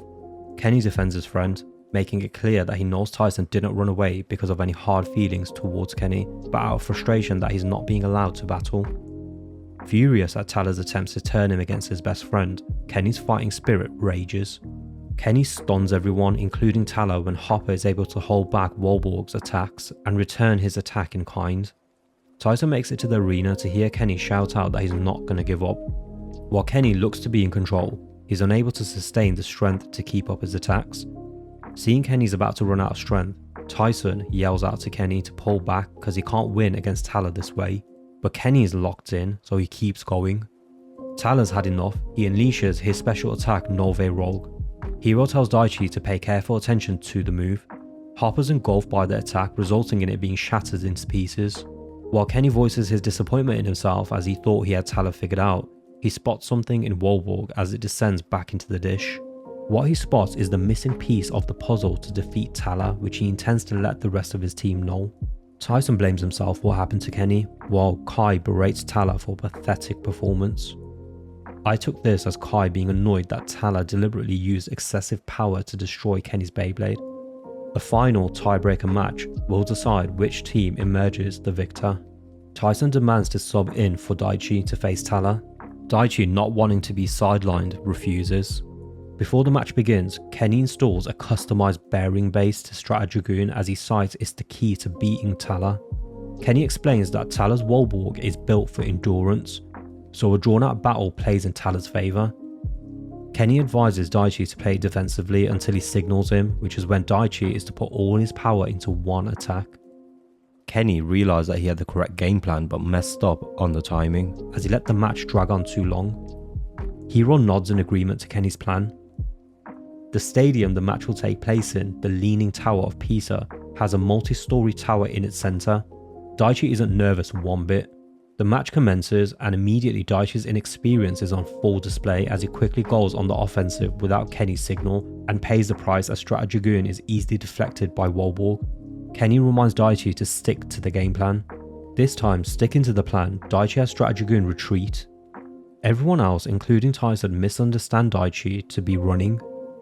Daichi tells him to calm down, reassuring Tyson that he and Kenny have a game plan, which Kenny concurs. The base Kenny installed on Daichi's Beyblade allows it to maintain stability as it dodges its opponent's attacks. Daichi is fighting two fights, keeping Tala off his tail while fighting his own impulse to bite back. Wolborg forces Dragoon to the top of the tower with nowhere left to run. Tala unleashes Nove Rogue. Daichi refuses to retreat anymore. At the last second, Dragoon avoids the attack. Now with Wolborg completely defenseless, Daichi unleashes his special attack Vast Cutter, which knocks Wolborg out the dish. Tala is left in utter disbelief to have been defeated by a novice, and Tyson is stunned that Daichi won by following Kenny's advice. He recalls Kenny's match versus Tala and realises that Kenny saw that Wolborg was momentarily defenseless after unleashing a special move, and Kenny sacrificed his own Beyblade so that Daichi could win. Tyson finally starts to get it, realising he's been underestimating his team this whole time. Hiro commends Kenny and the others and hopes that Tyson learnt a valuable lesson. DJ concludes this leg of the tournament as the next leg of the tournament nears, which will take place in Spain. Tyson waits for the rest of his team in the corridor, but before he can apologise, they all welcome him back like nothing happened because ultimately they all know he's learnt his lesson. The White Tigers are in Spain, and we catch up with Lee, who's dreaming about training. Ray joins in to whip Lee into shape, and it's clear Lee's feeling overwhelmed by the level of his competition, frustrated by how far behind he is, and so immediately begins practicing once he wakes up, with Ray watching him from behind. Mr. D and Hiro meet. The BBA president asks Hiro's opinion on whether he should oblige F Dynasty's request for 2v2 matches. Hiro advises to let them, provided the other teams agree. Seeing Lee tired all the time from overworking himself, Mariah cooks him up some good grub. She and the rest of the team take Lee out to have some fun while Ray worries about Lee pushing himself the way he's been doing. A group gathers where F Dynasty are putting on a show with their Beyblades, but Lee cites he's not impressed, which leads to a full-blown argument. Julia challenges Lee to a match, to which he accepts. Lee struggles to control his emotions, making one blunder after another because he rushes in each time. The sibling duo set up a trap and Lee steps right into it. Ray tells Lee he needs to fall back, but Lee stubbornly refuses to, and Galleon gets nailed by Raoul's Torch Pegasus. Tyson and the others arrive while Lee collapses from exhaustion. It's announced that Kai has forfeited another match, leaving the Blitzkrieg boys starting out with 1 win and 1 loss in the Spain leg of the tournament. The Blitzkrieg boys are set up to take on the All-Stars next. Meanwhile, the Barthez battalion will be facing the BBA Revolution. Mr. D tells Raul and Julia that their 2-on-2 match has been greenlit provided that their opponents accept. They'll be facing the White Tigers. Ray and Tyson catch up while Lee rests. Ray is pleased to see Tyson and Daichi appear close given they argue so much. Ray confides in Tyson about the difficulties he's having getting through to Lee. Tyson suggests that he follow his suit and argue it out. Lee, refusing to listen to anyone, joins Ray to take on F Dynasty. Lee accepts F Dynasty's challenge for a 2-on-2 match. The match will take place on the Arena de Toro Stadium, a stadium which releases 4 steams of high pressure air. Lee is way too emotional and gets nailed by a high pressure airstream. The siblings then focus their attention on Drigger. Lee, unable to take the pressure anymore, starts crying and loses control of his Beyblade. He keeps yelling "it's all my fault" while continuing to act in ways that prevents them from winning. Unable to get through to Lee, and seeing his redlining on the verge of collapsing again, Ray has no choice but to forfeit the match by setting Drigger on Galleon and knocking both their blades out the dish. Lee immediately collapses and is taken to one of the back rooms to rest. When he comes to, he realizes Ray bailed him out and asks why. Ray and the others tell him that it's obvious, that real teammates have to back each other even if it means to forfeit to help a friend in distress. Ray tells Lee to just tell him next time he feels down because he'll always be there for him. In preparation of his upcoming match, Max is seen polishing his new Beyblade, Dragoon Gravity, which he'll be using to take on Kai. Rick scoffs off the match, but Max tells him he needs to worry about Kai because he's better than any blader he's ever faced, but this naturally falls on deaf ears. Tyson and the others hear a voice yelling about them not forgetting the dirty tricks they played on them. It's Robert and Johnny arguing with Barthez and his team. Barthez tells them to get over it and walks off. Robert tries to get through to the rest of the Barthez battalion, but they refuse to listen. Tyson and the Majestics catch up. Robert and Johnny explain that they believe Barthez battalion are cheating. Kenny asks Robert why he never spoke up, but he explains why he knows they cheated, he doesn't know exactly how. Kenny slows down footage he captured from Ray's match versus Miguel, and they see how Miguel was cheating. Rick and Max overhear. Rick says there's no point reporting it because nothing will come of it. Hero agrees because the org won't redo all the prelims again. Max says that they should all watch each other's back as the Barthez battalion pulled tricks during his match too. The second match of the Spanish leg of the tournament is about to take place on the Bullhorn Bunker Stadium, a high voltage dish. First up, Max versus Kai. As Max steps up to the dish, he's booed by the audience. Kai tells the audience to pipe down and respect all those who are competing. For the first time in this tournament, Kai is game. Both launch their Beyblades and get right to business. Every time their Beyblades collide, Dragoon zaps some strength away from Dranzer, fighting like a wave. Kai tries to push Dragoon into one of the electric gates. Kai acknowledges Max is stronger than he thought. Max activates the full power of his engine gear and unleashes his gravity control attack. Dragoon creates a gravity wall around Dranzer, counteracting its spin. Kai engages Dranzer's engine gear and unleashes Blazing Gig, sending both Beyblades to the edge of the dish, but it's Dragoon that's knocked out. Acknowledging Max, Kai smiles at him before walking off. Rick's fuming with Max for losing, thinking Max held back, to which he says he did it and Kai won fair and square. Next up, Tala versus Rick. Having witnessed Kai and Max's match, Claude calls out that they both fought with pride and skill, wondering if that's what Robert was talking about earlier. Miguel concurs and admits that what they've been doing is wrong. Using brute force alone, Rick overpowers Tala and wins. Tyson's shocked by how easily Rick beat Tala. Hero even calls out that Rick has more raw power than Kai, who he'll be facing next in the tiebreaker match. The tiebreaker match commences. Rick employs the same strategy from his previous match, an all-out frontal attack, and Kai's Dranzer just eats the hits, making Max wonder if Dranzer was damaged during his match with Kai. It turns out Kai is just deploying Max's technique, siphoning Rock Bison's energy with every attack. Kai drains Rock Bison enough to the point where Dranzer's Blazing Gig attack is able to easily cut through Rock Bison's Drop Rock attack, knocking it out of the dish in the process. Kenny and Hillary are super impressed with Kai's performance, and Tyson acknowledges how well Kai did in his own way. Disappointed in his performance, Rick walks off before Max can console him. Robert and Johnny approach Tyson and ask if he'll be okay to take on those cheats, Barthez battalion. Reassured by Tyson's confidence, Robert and Johnny give Tyson their blessing. The crowd, mostly made up of new Barthez Battalion fans, are eagerly waiting the chance to see members of their favourite team. Meanwhile, Matilda, seeing the fans gather, runs away. She's approached by Miguel, who she confides in. She cites she feels guilty about sacrificing her Beyblade, Pierce Hedgehog, on order of Barthez. She's conflicted because of her loyalty to her team and her disagreement with the coach's way of battling. If she disobeys Barthez, she loses her Beyblade anyways. Kenny evaluates Miguel's Beyblade alongside the rest of his team. Tyson shoots down Hilary's suggestion to tell Mr. D about them, as he's confident he can beat them. Barthez berates Miguel as the leader of the team for failing to bring everyone together on time. He lines them all up and just glazes himself the whole time.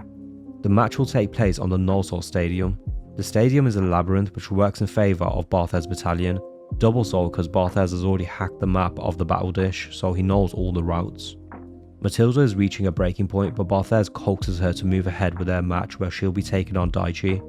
The match commences and off the jump Daichi's in clear control, but Hero feels something's off. Remember earlier Matilda was talking about how she didn't want to sacrifice Pierce Hedgehog? Yeah, well, she self-destructs her Beyblade on Barthez's order, severely damaging Dragoon while garnering sympathy from the fans. Barthez's plan is to take Daichi out of commission, which would eventually lead the BBA Revolution to have no choice but to forfeit. Tyson sticks to teaching them a lesson on the battlefield, so stops Daichi from going at Barthez. Kenny and Hilary are with Daichi, but Tyson talks them down. Tyson explains that it's not the players that are the issue, they're just following orders, so he resolves to take Barthez down by taking him and his cheating tactics head on. With Hero's full blessing and Daichi's backing, Tyson steps up to face Miguel. While Tyson initially struggles with Dark Argyl's blades, with Dragoon even ending up behind rubble, Miguel, thinking he won, starts walking off, while wishing he faced Tyson in a clean match. Tyson tells him not so fast, as Dragoon is still spinning and emerges from the rubble. Miguel's shitting himself now that Tyson's seen all his tricks. Tyson reminds Miguel of the true spirit of Beyblading, and losing is also a part of being a real blader, because that's what motivates one to get better, something Miguel knows nothing about. In his ear, Barthez orders Miguel to destroy Tyson's Beyblade. Realizing there's no end to Barthez's treachery, Miguel removes his headpiece and decides to face Tyson in a fair and square match. Tyson and Miguel launch their special attacks, but Dragoon completely overpowers Dark Argyl. Tyson returns Dark Argyl to Miguel and commends him for fighting honestly at the end. Robert and Johnny are glad to see Tyson win, and Miguel finally break free of Barthez's control. The fans all cheer while a proud Hero watches on. Barthez, furious, vows to get revenge. Now we enter the last half of the World Championships, which will take place in Egypt. Tyson spots Miguel, who's got tons of fans surrounding him. Before Miguel can approach Tyson, he's taken away by Barthez. Barthez reminds his team that he's the boss, and that Claude and Aaron will be taking on the Blitzkrieg boys, essentially sidelining Miguel. He also places them all on a strict curfew. While the rest of the team plead with Miguel to help them do something about Barthez, who's out of control, he tells them they continue on as a team, but find their purpose first rather than focus on Barthez right now. Julia, Raoul and their coach are at the Egyptian markets trying out all the food. The BBA Revolution are there too and stumble upon the locals battling. Daichi wants to join in, but he's reminded that Dragoon is still under repair. Kenny presents Daichi with a prototype Beyblade he's been working on for him and wants him to test it out. Daichi uses his new Beyblade in a match against one of the locals and is blown away by the fact that not only does the Beyblade move the way his old one did, but it's more powerful many times over. The first match of the Egypt leg is ready to commence. Barthez briefs Aaron and Claude on the plan. He explains that he's loaded a sticky thread in both their Beyblades which will ensnare their opponents, so all they need to do is blade as normal. The first match is Aaron vs Tala, and their match will take place in the Sphinx Stadium. Nothing special about this dish, it's a basic dish with a sphinx on the outside for aesthetics. Tyson quickly realizes that Barthez is punishing Miguel by sidelining him. When Barthez attempts to release the sticky web from Aaron's blade using his controller, it fails because Aaron switched out the tampered Beyblade with his original one. Aaron gives the match all he's got, but Tala proves to be too powerful as he's completely overpowered. Aaron gives the match all he's got, but Tala proves to be too powerful. While Barthez berates Aaron, Miguel commends him. Barthez warns Claude not to pull the same trick. Claude instead gives up his spot to Miguel. Barthez has a meltdown, but the team are all behind Miguel now, and they tell Barthez that they've had enough of him and he can consider himself fired. Barthez leaves humiliated as Miguel steps up to face Kai, who cracks a smile. Kai's game to face Miguel. Miguel shows what he's made of and goes all out.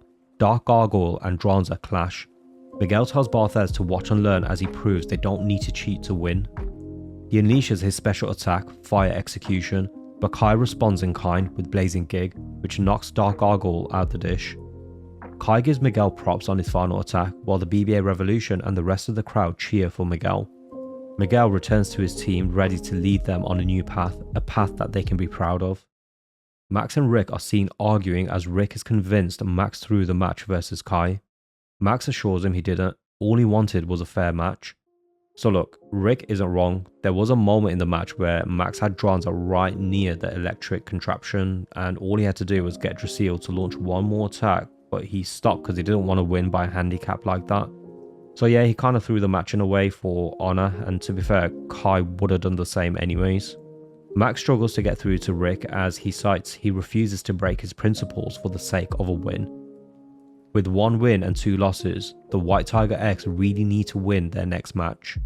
At the market, Mariah realizes that she forgot some ingredients for that evening's dinner, so goes off on her own to grab them. Meanwhile, back at their hotel, the BBA Revolution take inventory on their score. The basic math short circuits Tyson's brain, and Daichi ain't got much else more going on in his noggin, so they skip the math and conclude they gotta win every match and then the problem's solved. On her way back, Mariah stumbles upon Rick, who's participating in street matches. She approaches Rick, who doesn't recognize her until she introduces herself. She gives prop to Rick on his skill and starts harmlessly complaining about how over the top her teammates go with training. She confides in him that she's been in a bit of a slump since she's been on a losing streak. He tells her that in that case she should focus on winning at all costs, but she tells him her focus is to enjoy the battle. After all, some of the most fun she's had happened to be when she lost. Lee and Ray come looking for Mariah and they have a standoff with Rick. Ray warns Rick to watch out because when they face each other next, he and Lee are winning. It's now the next day and it's the White Tiger X versus the All-Stars. The match will take place in the Pyramid Stadium, where in the center of it, you guessed, is a pyramid. Max takes a huge gamble. He asks to have a pairs match, so it's 2v2. He decided to do this to force Rick's hand to work with him. While this places Max at a huge disadvantage, if his gamble pays off, they might just be the team to beat in this tournament. The match gets started, and as expected, Lee, who seems to have overcome his issues from earlier, and Ray are able to put to use the years they spent blading with and against each other growing up. He and Ray manage to use the pyramid, together trapping Drasil and Rock Bison using their superior speed to launch a flurry of attacks. Rick sends Rock Bison to the top of the pyramid. So earlier I spoke too soon. Lee hasn't overcome his issues, the main one being blading like a complete novice as he has Galleon chase Rock Bison to the top of the pyramid. Lee walks right into Rick's trap. Rock Bison sends pieces of the pyramid flying toward Galleon, which messes up its path. Rick then has Rock Bison slam straight into Galleon, and if it weren't for Drasil being in the way, Galleon would have been knocked out. Having weakened Galleon, Rick sets his eye on Drigger. Ray anticipates Rick's move. Before Rick can launch an attack, Max blocks Rock Bison, saving Rick from being countered. He and Rick continue to bicker, unable to work together. Rick tells Max if he's so good then he should show him, and Max obliges. He unleashes gravity control on Rock Bison, while Ray and Lee capitalize on the moment and launch their own special attacks against Rock Bison. Shockingly, Rock Bison withstands all these attacks. Rick tells Ray and Lee to back off because the battle is between him and Max. Mariah suggests to Ray and Lee to just do a straight up battle royale, seeing as though the other two are fighting each other. All the rules go out the window. Seeing the 4 of them go at it, Tyson and Daichi want to join in. Hero's all for it as he says this is the future of Beyblading. The 4 of them, exhausted, launch their final attacks. Once the dust settles, it's Galleon that remains spinning, meaning Lee wins. Rick, enthralled by the battle, finally gets it, and he and Max start laughing. The two even bond over dinner next as Max tries to convince Rick to put mustard on his rice. The night before the final match in Egypt, the BBA Revolution vs F Dynasty, Daichi and Tyson get some practice in, and Tyson even comes up with a new move which mimics F Dynasty's moves. Kenny asks Tyson if he's hoping for a tag team battle. Tyson says maybe he is, maybe he isn't. The point of the training is to prepare for any scenario. Chief watches the practice footage and Tyson and Daichi appear perfectly in sync, but then Hiro comes by, and while he's pleased to see Tyson working so hard, he asks Kenny to slow down the footage as he worries they still aren't at the level of coordination as F Dynasty. Raul and Julia put on an act for the public. Julia reminisces on the years it's taken for them to get so good. Growing up in a circus family, they were trained in doing tricks from a young age. Born and raised by travelling performers, they wanted to earn their keep and grow up to perform tricks too. When they were younger, they managed to convince Romero to teach them, and he was the one that first introduced them to Beyblades. From that point on, they practiced with their Beyblades, and they use them now in every one of their acts. The next morning, the match between the BBA Revolution and F Dynasty is ready to commence, and all the pressure's on F Dynasty because if they lose this match, they're out the tournament. When Tyson asks for a tag team match, Julia can't help but get giddy. The match will take place on the Sahara Stadium. Tons going on, there's a massive Sphinx again on the outside of the dish, and inside there's 3 pyramids and 3 palm trees to set the mood. Max and Ray wonder why the pair would ask for a format that plays into the sibling duo's strength. The match commences, while Tyson and Daichi launch in perfect sync, Dragoon starts suddenly losing momentum. The twins take advantage, sending their Beyblades after Dragoon. Hiro cites his worries earlier have come to pass. Tyson's been forcing his moves the whole time. Hillary asks if this is happening because Tyson's distracted. Hiro concurs. Tyson's mentally burdened by the pressure of being the champ who has to win, while at the same time trying to help his teammate. Daichi breaks the plan and throws the twins off his tail. Daichi's got the twins on the back foot and unleashes Vast Cutter. Before he can knock out Raul's Torch Pegasus, Julia saves him. Tyson's stuck, he's overthinking it too much, preventing him from making a move. While Hillary initially tries to tell Tyson the obvious, Kenny tells her that it will only make things worse. He and Tyson's former teammates understand this, which is why they stay silent, hopeful that Tyson will figure this out on his own. Tyson locks in, and Dragoon is back in the game. He and Daichi unleash the special move they've been practicing. They unleash their twin tornado attack, but before the attack can land, Dragoon breaks formation. F Dynasty unleashed their Gemini attack, knocking both Dragoons out the dish. Max and Ray are shocked by Tyson losing to someone other than them. Kai is disgusted by the performance and walks off in disappointment. Kenny realizing their next match is against the All-Stars and Tyson's in no shape to face them. Hillary looks to Hiro, but he explains that he can help in all sorts of ways other than what Tyson's dealing with right now, because Tyson's the only one that can overcome his shattered mindset. This match marks the end of the Egyptian leg of the tournament, with the next set of matches taking place in Australia. Hiro cancels all press for his team as he wants Tyson to focus on himself. He explains to Kenny that the pressure of being champ is affecting Tyson's performance, so he thinks it's best that Tyson doesn't do any interviews right now. Tyson thinks over his loss. He compares himself to Max and Ray, who've both leveled up while he's out here losing matches, made even worse by the fact that he's the world champ. Daichi stumbles upon the 2 dudes whose interview with Tyson was cancelled and tells them the interview's back on, but in the end they just end up doing day in the life of Tyson.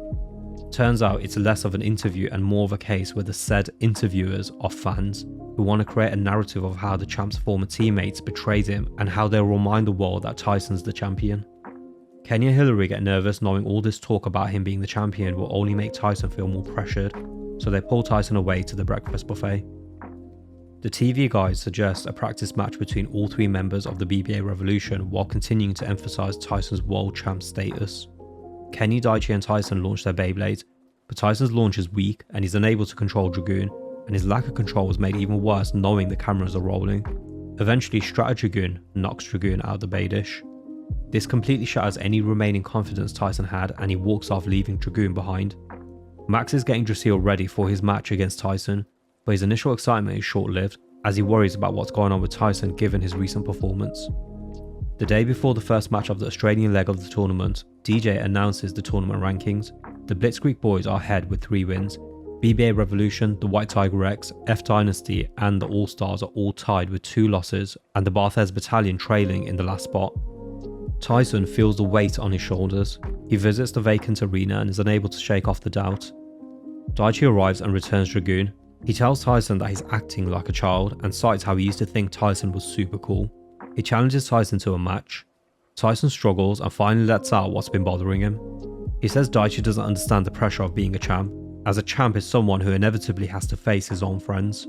His former teammates were people he could count on, but being the champ has led them to leave him, and then he realizes that being champ means to win at all costs. Tyson realizes that the advice he gave Miguel is advice he hasn't been taking, which is to blade true to oneself. Like his match with F Dynasty, he was hell-bent on proving to everyone he's the champ, forgetting what matters, that enjoying the game is what made him champ in the first place. Things finally click for Tyson. From this point forward, he chooses to blade as Tyson, not the champ, to be himself. Tyson thanks Daichi and runs off, while Hiro, who was watching the whole time, is pleased to see Tyson's finally got it. Tyson meets with Kai, Ray and Max atop Aya's rock. Tyson explains that he's a blader first and champion second, so from now on he's just another challenger like they are. The three of them smile, knowing that Tyson's back, and go their separate ways. At the park, Raul is deep in thought. When he sees a little kid carrying groceries decline help from his big sister, Raul wonders if he really needs to prove himself and concludes he does. The first match is Barthez Battalion versus F Dynasty. Julia will be facing Miguel in the first match, while Raul will be facing Claude. Earlier over lunch with their coach present, Raul asked Julia to be able to go solo for the next match. Julia was against it because they lost the first two matches because of Raul, but he wants to prove himself and Romero backs him. While not convinced he can go it alone, with Romero's blessing, Julia accepts. The first match is fully underway and Julia proves she's the real deal as she's making light work of Miguel, and this only further makes Raul doubt himself. The crowd, including the BBA Revolution, are surprised at how good Julia is on her own. As the crowd cheer for Julia, her Thunder Pegasus only grows in strength. Julia unleashes a special move which I'm not even going to try and pronounce. Here you go, I'll let her tell you.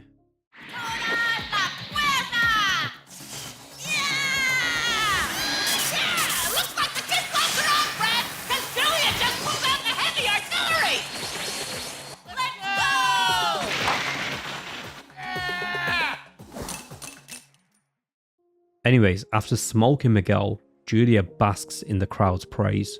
Julia scolds Raul when she sees he's zoned out. Clearly the moment's getting to him. Miguel surprises Matilda when he tells her that they decided she'll be the one to blade next, but she cites she doesn't have a Beyblade anymore. After all, her PS Hedgehog was smashed into pieces. Miguel, Claude and Aaron combine parts of their own Beyblades and gift it to Matilda to show how much she means to the team. The match between Raul and Matilda commences. Raul's nerves prevent him from controlling his Beyblade, leading Romero to question if it was the right call to let him go it alone. Raul's always doubted his abilities since he started Beyblading, as he's always had Julia to lean on. Julia yells out to Raul to snap out of it. He apologizes, citing she's so much better without him. She tells him to stop, as the only reason she's so confident is because she's always got him to back her. She explains the reason she didn't want him to go solo wasn't because she doesn't think he's a great blader, but because they are better when they fight together. Raul locks back in and goes on the offensive. The crowd begins to cheer for him, which powers up Torch Pegasus further. Raul unleashes his special move, which there's no way I'm going to be able to pronounce, so I'll let him tell you. Torch Pegasus! Pull it up!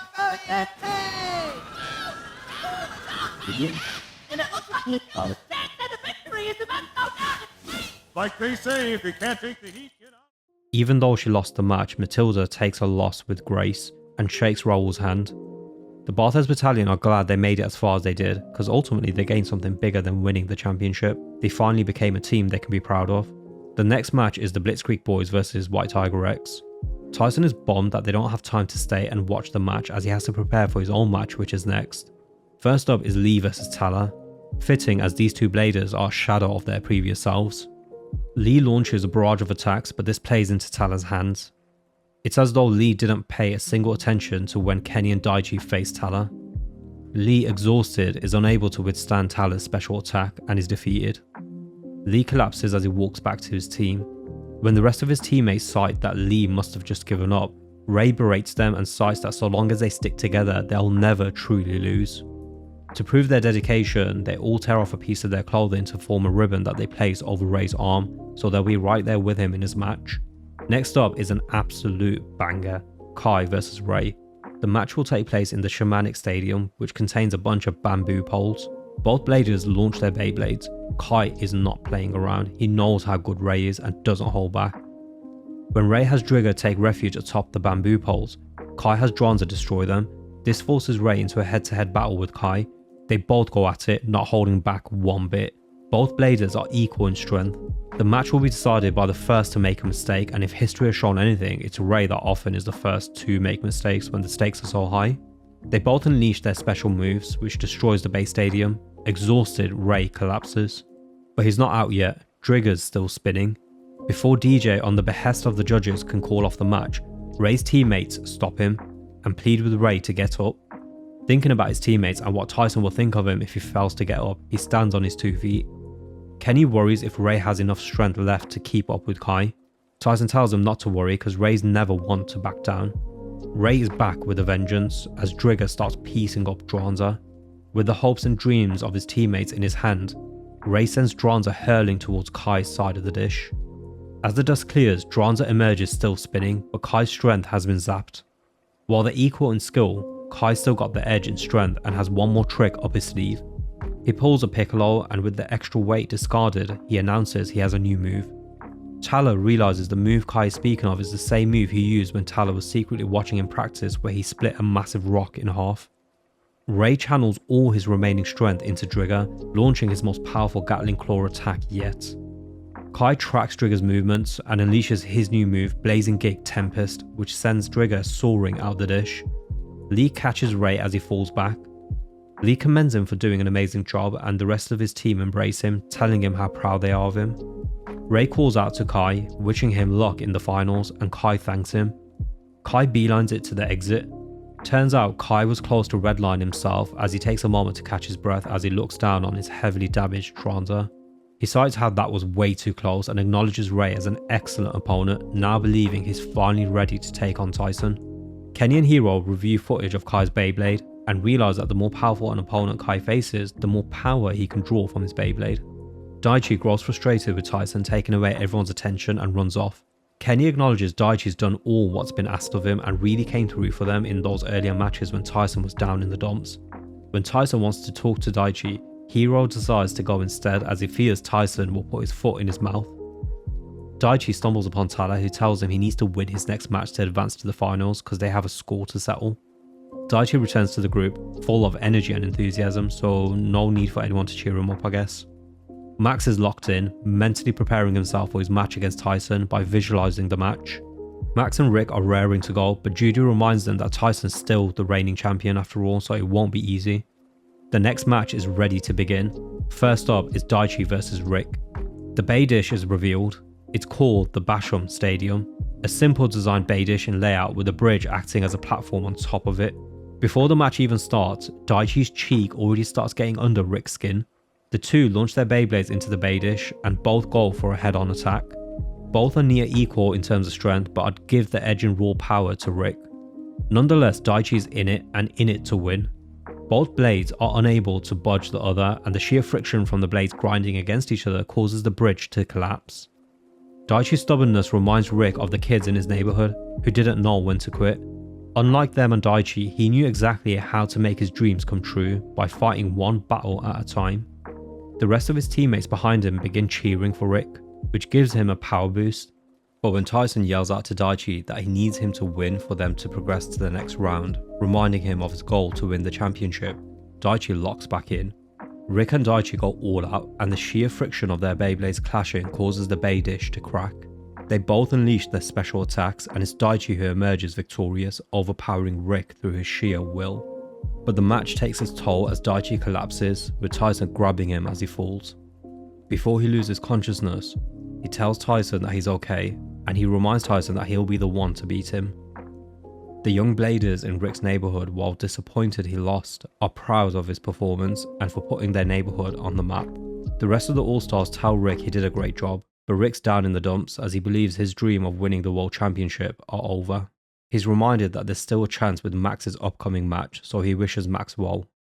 Before he walks up to face Max, Tyson tells Daichi not to worry and that he's glad he's on his team. The match will take place on Ayers Rock Stadium, a dish inspired by the very stone monolith upon which the 4 original Bladebreakers reaffirmed their goal to beat one another and win the tournament. Kenny details both bladers' strengths, Tyson leading in attack while Max equally as strong in his defense. He hopes that Tyson can sustain the offensive to overcome Max's defense, but Hero states it's going to require more than that. As two bladers such as these two with polar opposite yet equal strengths, it's going to require tactical finesse. This match is much more of a mental game than it appears to be on the surface. Max launches Drasil dead center of the bay dish. Tyson unloads a barrage of attacks which Drasil takes well and returns in kind. Max ups the ante and begins pressuring Tyson as Drasil pushes Dragoon back. While Michael and the others call for Max to stop as Drasil and Dragoon are about to clash head on at the center of the bay dish, Rick instead encourages Max. Drasil not only withstands the clash, but it seems both Max and Tyson's power are the same, leading Kenny to panic. Daichi calls out to Tyson to go all out. Tyson activates Dragoon's engine gear at full force and unleashes Galaxy Storm. Max activates Drasil's engine gear. Kenny realizes that Max intentionally waited for Tyson to activate his engine gear first, as Hero further explains that once an engine gear is used, there's no way to use it again in a match. Hero urges Tyson to finish the battle. Kenny cites that Dragoon's power levels are through the roof as we see Max struggling to resist Tyson's special attack. Tyson steps it up even more as Max is holding on for dear life as Rick and the others call out to him to hang on. Max takes steps forward and Drasil manages to break through Dragoon's storm, cancelling out the attack. He positions Drasil at the centre of the dish. He cites to himself that if Tyson thought his last attack was something, he ain't said nothing yet. He adds that Tyson's always underestimated him and now he's gonna pay for it. Daichi yells out to Tyson to make a move, but Hero interjects, citing Tyson's out of special attacks and Dragoon has no power left, so one wrong move and Dragoon will be knocked out the dish. Without the power of the engine gear, Dragoon's attacks just bounce off Drasil. Tyson's spirit isn't broken yet because he plans to keep his title. Max unleashes gravity control, surrounding Dragoon in the attack, but Tyson has Dragoon surf the water spout and uses the velocity gain to unleash another Galaxy Storm attack, knocking Drasil out the bay dish. Having lost, Max worries about how he'll face his team again. Tyson approaches Max and tells him how their battle was like old times and asks now that the match is over if they can be friends again because he missed hanging out with Max. While sad he lost, Max cites he's happy that it's his friend who won. The All-Stars rush over to Max and the first to give him props is Rick, who tells him he fought great. Judy tells Rick and Max that they did well, while it's too bad that they won't be advancing to the final round. They all gained something equally if not more valuable, as Michael explains here. That's right, these two weren't friends at the beginning of the tournament, but they seem to be getting along just fine now. So I guess if there's a lesson to be learned from all of this, it's that no matter what your differences are, if you stick together, win or lose, you can still have a good team. Tyler acknowledges that Max fought well, but Tyson really surprised him with the way he came back and tells Kai to be ready. The sports news channel KNN announces the three finalists, the Blitzkrieg Boys, the BBA Revolution and F Dynasty, who've all landed back in Japan. The Blitzkrieg Boys lead the standings with 4 wins and 1 loss, with the other 2 teams tied for second place with 3 wins and 2 losses. The other teams that competed will be returning on the day of the finals to compete in exhibition matches to mark the closing ceremonies.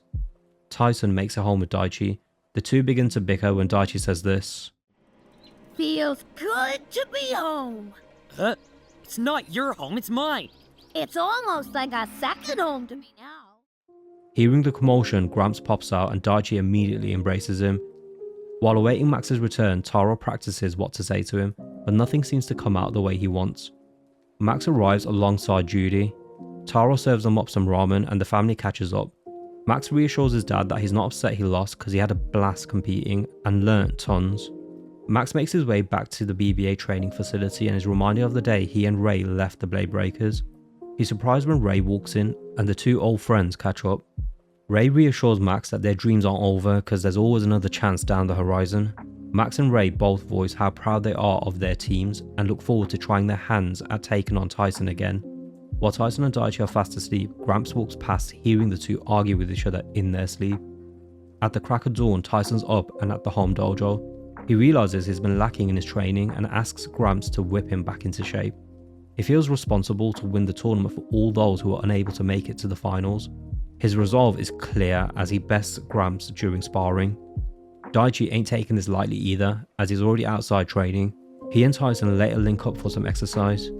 Tyson and Daichi both have the same gut feeling that they'll be facing F Dynasty, and Tyson cites his confidence that they won't be beaten a second time. The format for the World Championship Finals is announced. The Blitzkrieg boys have guaranteed their place in the final match, so the BBA Revolution will be facing F Dynasty to decide who will be facing the Blitzkrieg boys. Kenny worries about the upcoming match because there's so many variables working against his team. The fact they lost, the fact that F Dynasty siblings work better together, and how they've improved a lot since they last faced Tyson and Daichi. Romero takes Julia and Raul out for a quick visit to the circus they grew up in. The siblings catch up with their extended family, who let them know while they couldn't see their matches in person, they were watching on the telly, cheering them on. Julia shoots down Romero's plan to do a party for them as she and Raul's sight they feed off the audience's applause, so throwing them a party before they win is like giving them applause when they've done nothing. Impressed by their maturity, Romero tells them he's proud. During the official press conference for the finals, Tyson and Daichi shock everyone when they say they want to face F Dynasty in a 2-on-2 battle as they cite this time they're ready for them. After the presser ends, Kenny, who's been repairing Tyson's Beyblade after it was damaged during his bout against Max, gives Tyson his new and improved Dragoon Galaxy Turbo. He says he used Dragoon Galaxy as its base and used the data he acquired from the tournament to raise Dragoon's attack power. Hero takes on both Daichi and Tyson in a practice match to mimic their upcoming battle against F Dynasty, and he even mimics the twins' moves. Tyson and Daichi work seamlessly together to defeat Hero and earn his praise. The next day, the match is now ready to commence, and both Taro and Grams have come to watch. The match will take place in the Red Dragon Stadium. The White Tiger X and the All-Stars watch from a screen, and Max and Ray worry if the two can pull it off and work together well enough to defeat F Dynasty. The match begins and both Daichi and Tyson are working together masterfully. Daichi uses Dragoon to bait them both into chasing after him while Dragoon attacks from the rear. Julia is surprised by how much more powerful and fast Tyson's Dragoon is. When both Thunder and Torch Pegasus split off to avoid Dragoon's attack, Dragoon makes contact with Dragoon, but Tyson uses this to their advantage by catapulting Dragoon toward Julia's Beyblade. Hillary wonders why they were ever worried, as Kenny adds with Tyson's new Beyblade he's got all the power and speed they need. Julia starts losing her head while Raul struggles to calm her down. Julia blunders and her Beyblade would have almost certainly been knocked out if Raul didn't knock her Beyblade back into the dish. He reminds her that they need to work as a team. Raul baits Daichi by unleashing his special move before Daichi can unleash his own. Thunder Pegasus slams into Dragoon, while Tyson takes his attention to Daichi. Torch Pegasus lands its special attack on Dragoon. Both Max and Ray are getting super excited by the match. Raul shows how far he's come, as he's now the calm, collected one, and Daichi plays into another one of the siblings' traps, while Hero comments that the power advantage Tyson and Daichi have over them can't simply overcome the years of experience the pair have working together. As they start to be overwhelmed by their opponents, Daichi and Tyson combine both Dragoons and send them towards their opponent's blades. But the twins manage to avoid the attack. Both Daichi and Tyson are clearly tired, but the competitiveness of the match fires them up. They're having a blast. Things aren't easy for the twins, they're both shattered too. When their family from the circus arrive at the arena to cheer them on, their energy is renewed and they make one final push. Seeing how strong and focused the pair are, Romero's reminded of the time when they were little and can't help but feel proud. F Dynasty took back control and have Tyson and Daichi on the run. Tyson has a plan, but is uncertain if it will work, but if it does, it will knock everyone's socks off. Tyson signals to Daichi to unleash a vast cutter, as Dragoon gives chase to Thunder and Torch Pegasus. He has Daichi follow him up to make contact with Dragoon. With Vast Cutter giving Dragoon a speed boost, it not only catches up to Julia and Raul's Beyblades, but it's gained even more power, which is nuts because the pair were already struggling against Tyson's new Beyblade's attack power. Unable to evade his attack, both Thunder and Torch Pegasus are knocked out of the dish after Tyson unleashes Dragoon's new special move, Turbo Galaxy Twister. Seeing the power Tyson displayed, Kai leaves to prepare for his upcoming match against Tyson. The fans cheer for F Dynasty as their family embraces them, and Romero commends them for a spectacular performance. Win or lose, they did their best and he's proud of them. Daichi gives Tyson props for his plan, and Tyson shouts out F Dynasty, who he got the idea of the move from when they beat them the first time. Outside of Kai, the rest of the Blitzkrieg boys are surprised Daichi and Tyson made it to the final match. When Brian and Spencer dismiss the pair as a threat as they'll be worn out from their recent match, Kai tells them not to be so sure. Kai then goes on to ask for their help but doesn't disclose what it is. Kenny makes some much needed cleanup and recalibration of Dragoon's gears. Hero forces the pair to take a nap before the next match, plus it will give Kenny the peace and quiet he needs while Hillary helps him tune up their Beyblades. The final match of the World Championship is almost upon us, but before that, the audience is treated to an exhibition match between all the teams that participated in the tournament. They'll all be participating in a Royal Rumble which will take place in the hyperstatic popper dish. All those that didn't get to directly participate in the tournament also get to partake. There's some unique pairings for that form as well. Kenny begins to panic when he finds that Dragoon's gear assembly is cracked down the middle, likely caused by it taking Daichi's attack. Kenny worries if he'll be able to find the right replacement parts for it, and this is a bit of foreshadowing into the next arc of what's to come. Anyways, he decides he'll have to fix the cracked engine gear somehow. The exhibition is still going strong and both Max and Ray go at it. They both do their best to prolong their battle to give Tyson and Daichi the time they need to rest so that the match against the Blitzkrieg boys is fair. Hillary wakes Daichi as she needs his help. Ray says that Tyson should have had enough time to rest now, so the pair decide to wrap things up. Hillary hands over Dragoon to Daichi and tells him they've run into some issues with Dragoon. Daichi reassures her that he'll bide enough time during his match for them to fix Tyson's Beyblade. Ray and Max worry that Tyson nor Kai are anywhere to be seen. Spencer asks Kai where he's taking them as the first match is about to start. He tells them to zip it and to follow him through the door in front of them. The match will take place in the Ganryu Island Bay Stadium. The perimeter of the bay dish is surrounded by water. At its centre is a lump of rock with sand surrounding it. The match commences and Daichi realises he might be in trouble because Tala's way stronger than before. Daichi sticks to his plan to stall for time. Kenny tries to hurry so that Daichi can finally stop stalling and launch an attack. Tala smells something fishy because he's battling full force while Daichi doesn't attack, leading him to realise there must be something wrong with Tyson's Beyblade because he hasn't showed up yet, and so Daichi must be stalling for time. In that case, Tala unleashes Nolve Rogue and Daichi's forced to just take it. Just as Daichi screams out for help, Tyson awakens just as Kenny finishes Dragoon's repairs. His entire team arrive and call out to Daichi. Daichi can finally go all out and he does exactly that. Daichi unleashes Vast Cutter and Tala unleashes Nolve Rogue again. Both Beyblades clash, causing a beam of light to flash as both Beyblades are knocked out. Battered and bruised, Daichi apologises to his team before falling unconscious. Daichi wakes up quick enough when his tummy starts to rumble. As the match is a draw, technically Daichi and Tala would need to rematch, but Tala shows Tyson Wallborg, which was severely damaged during the match. Mr. D announces that he and the judges have concluded the match to be a draw, but as both bladers are unable to continue, the second match between Tyson and Kai will determine the outcome of the entire tournament. Kai arrives, but he's battered and bruised and out of breath. Kai arrived in this condition because he decided to tire himself out in order to even the playing field. Kai shows off his new Beyblade, Dranzer Gigs Turbo, and he tells Tyson that he's not the only one who's tired. Gramps tells Tyson not to disappoint Kai during their match, after all he's done to even out the playing field.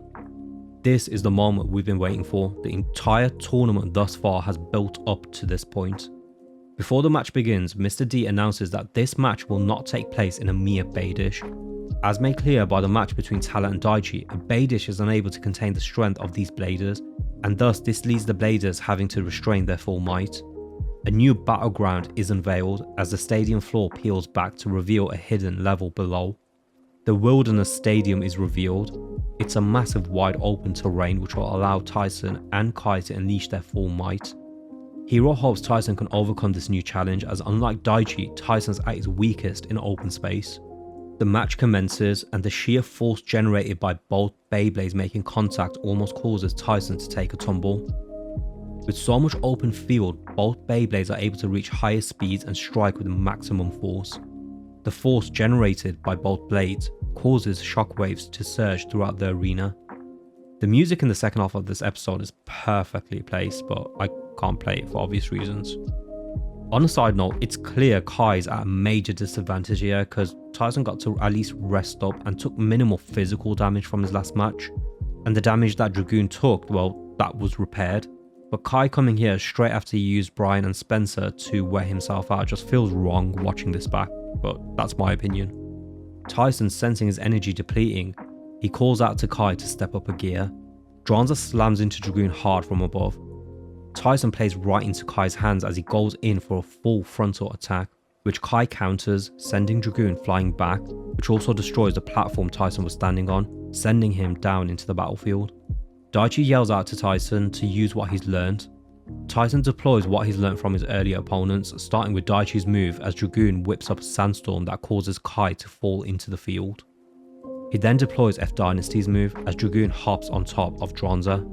Dranzer manages to shake it off, as Michael comments that Tyson's learned all the moves of his opponents, while Rick adds that not only that, but he's even improved on them, with Lee deducing that must be Tyson's strength.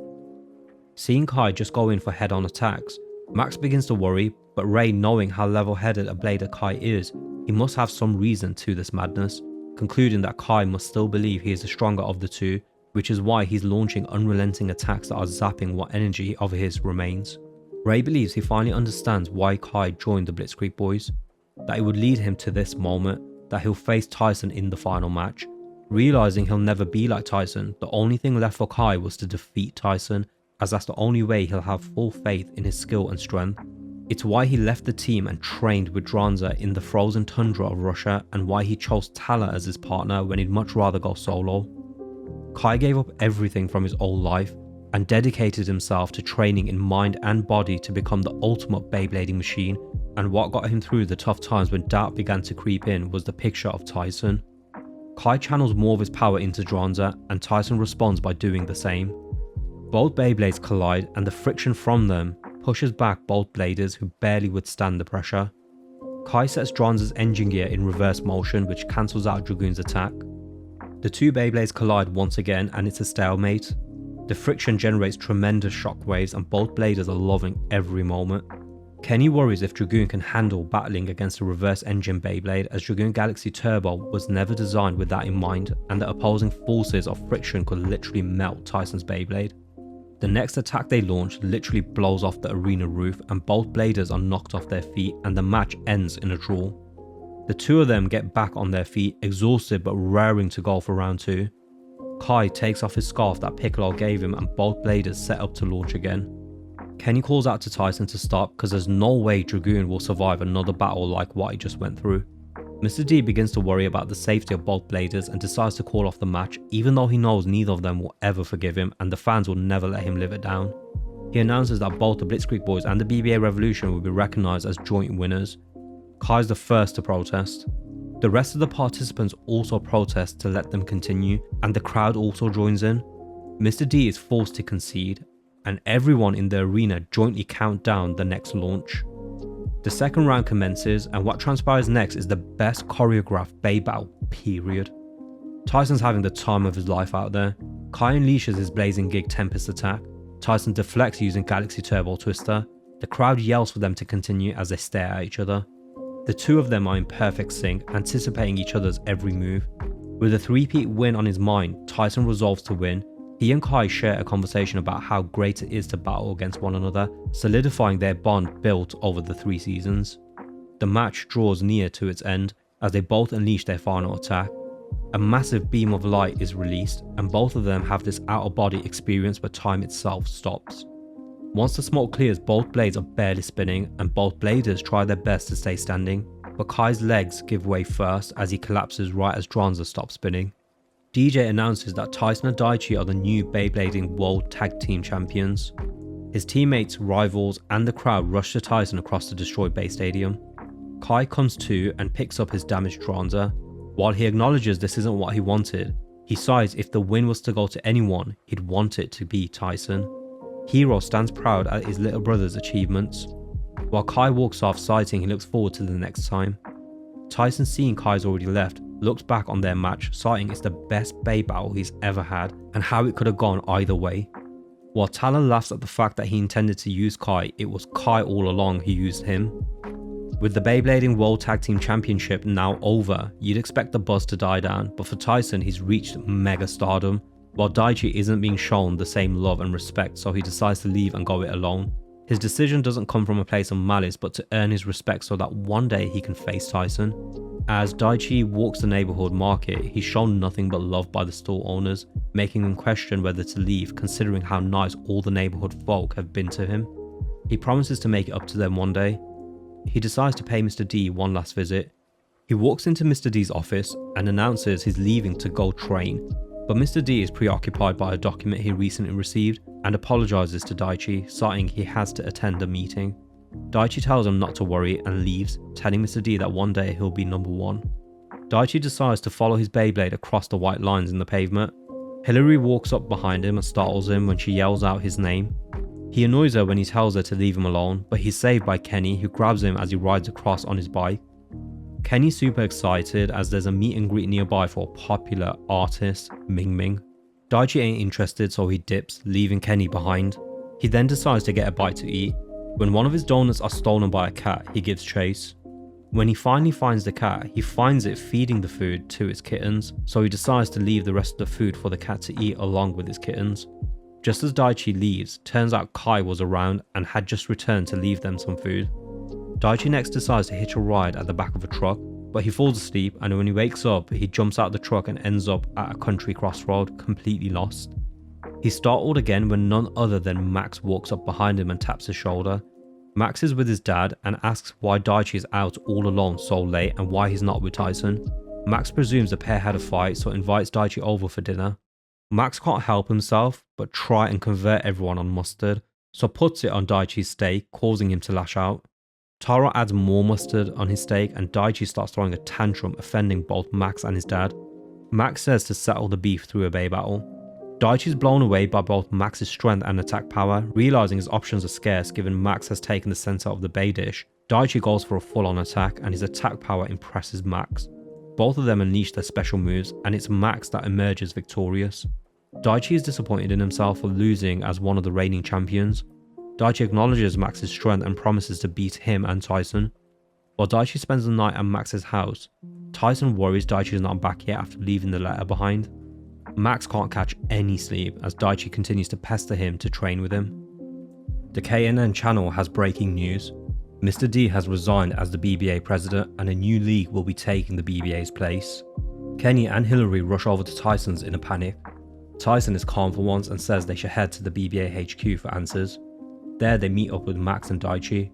Tyson scolds Daichi for leaving and asks where he's been. Being the peacemaker that he is, Max breaks up the bickering pair. They're shocked to see that the BBA HQ is already being demolished.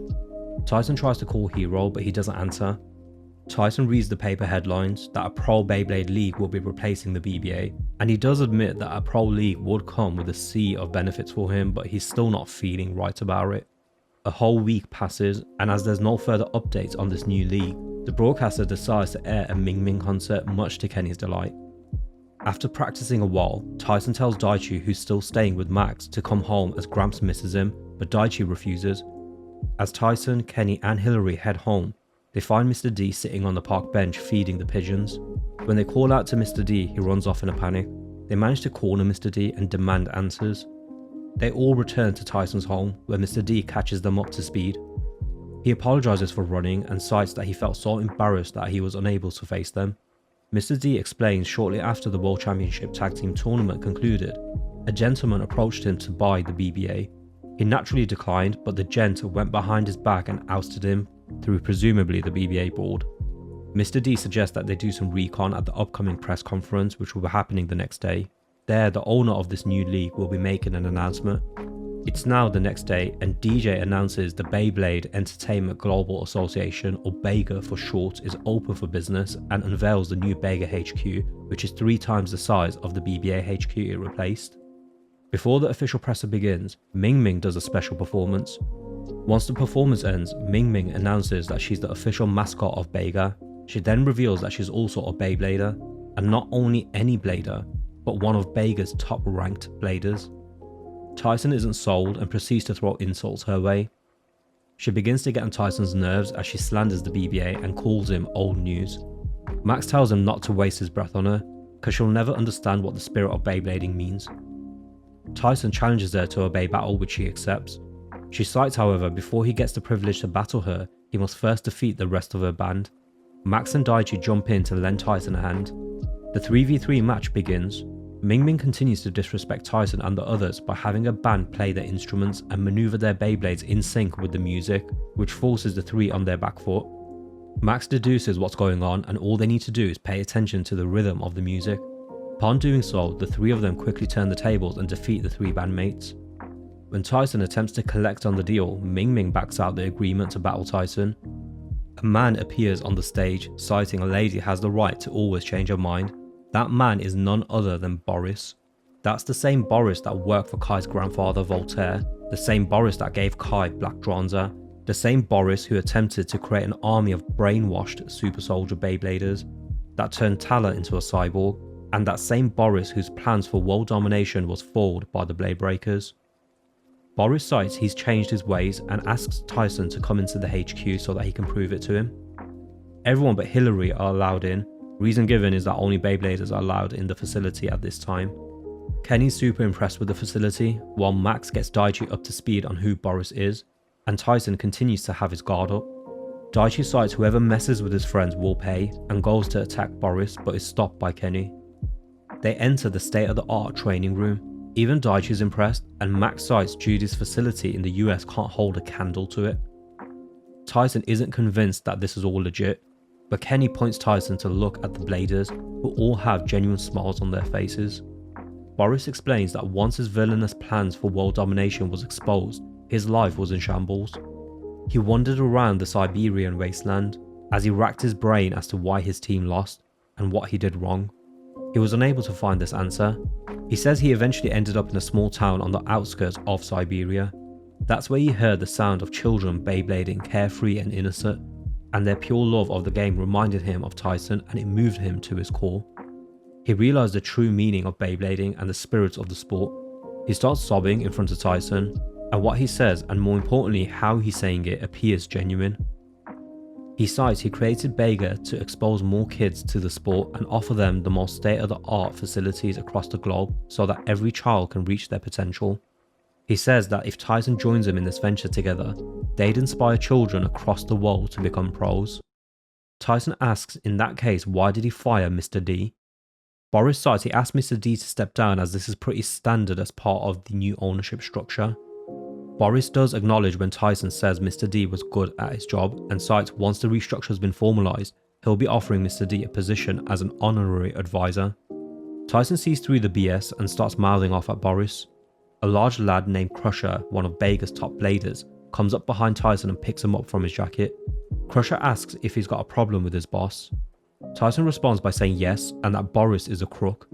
Crusher says to settle the beef through a match, which Tyson gladly accepts. Two more of BEGA's top bladers watch from afar as Tyson and Crusher prepare for battle. The silver long-haired lad is Garland, and that red-haired lad is Brooklyn, and let's just say there's a lot more than meets the eye with this Brooklyn fellow. Kenny analyses the match while Garland watches tentatively, citing he predicts this will be a good match. Kenny's stunned by Crusher's massive RPG launcher. The match commences and it's immediately apparent that Crusher's Beyblade Gigas is much slower than expected. Tyson goes on the offensive, but his attack is repelled. Garland is impressed by Tyson's skill and tells Brooklyn he can see why Tyson's the champ. Crusher shows how powerful he is as he lays waste to one of the pillars in the dish. The sheer power, the destructive force of Crusher's Beyblade, Kenny cites will be too much for almost anyone. Tyson's feeling the pressure as though he's going up against a giant beast. Tyson believes Crusher must have a valid reason to blade for a crook like Boris.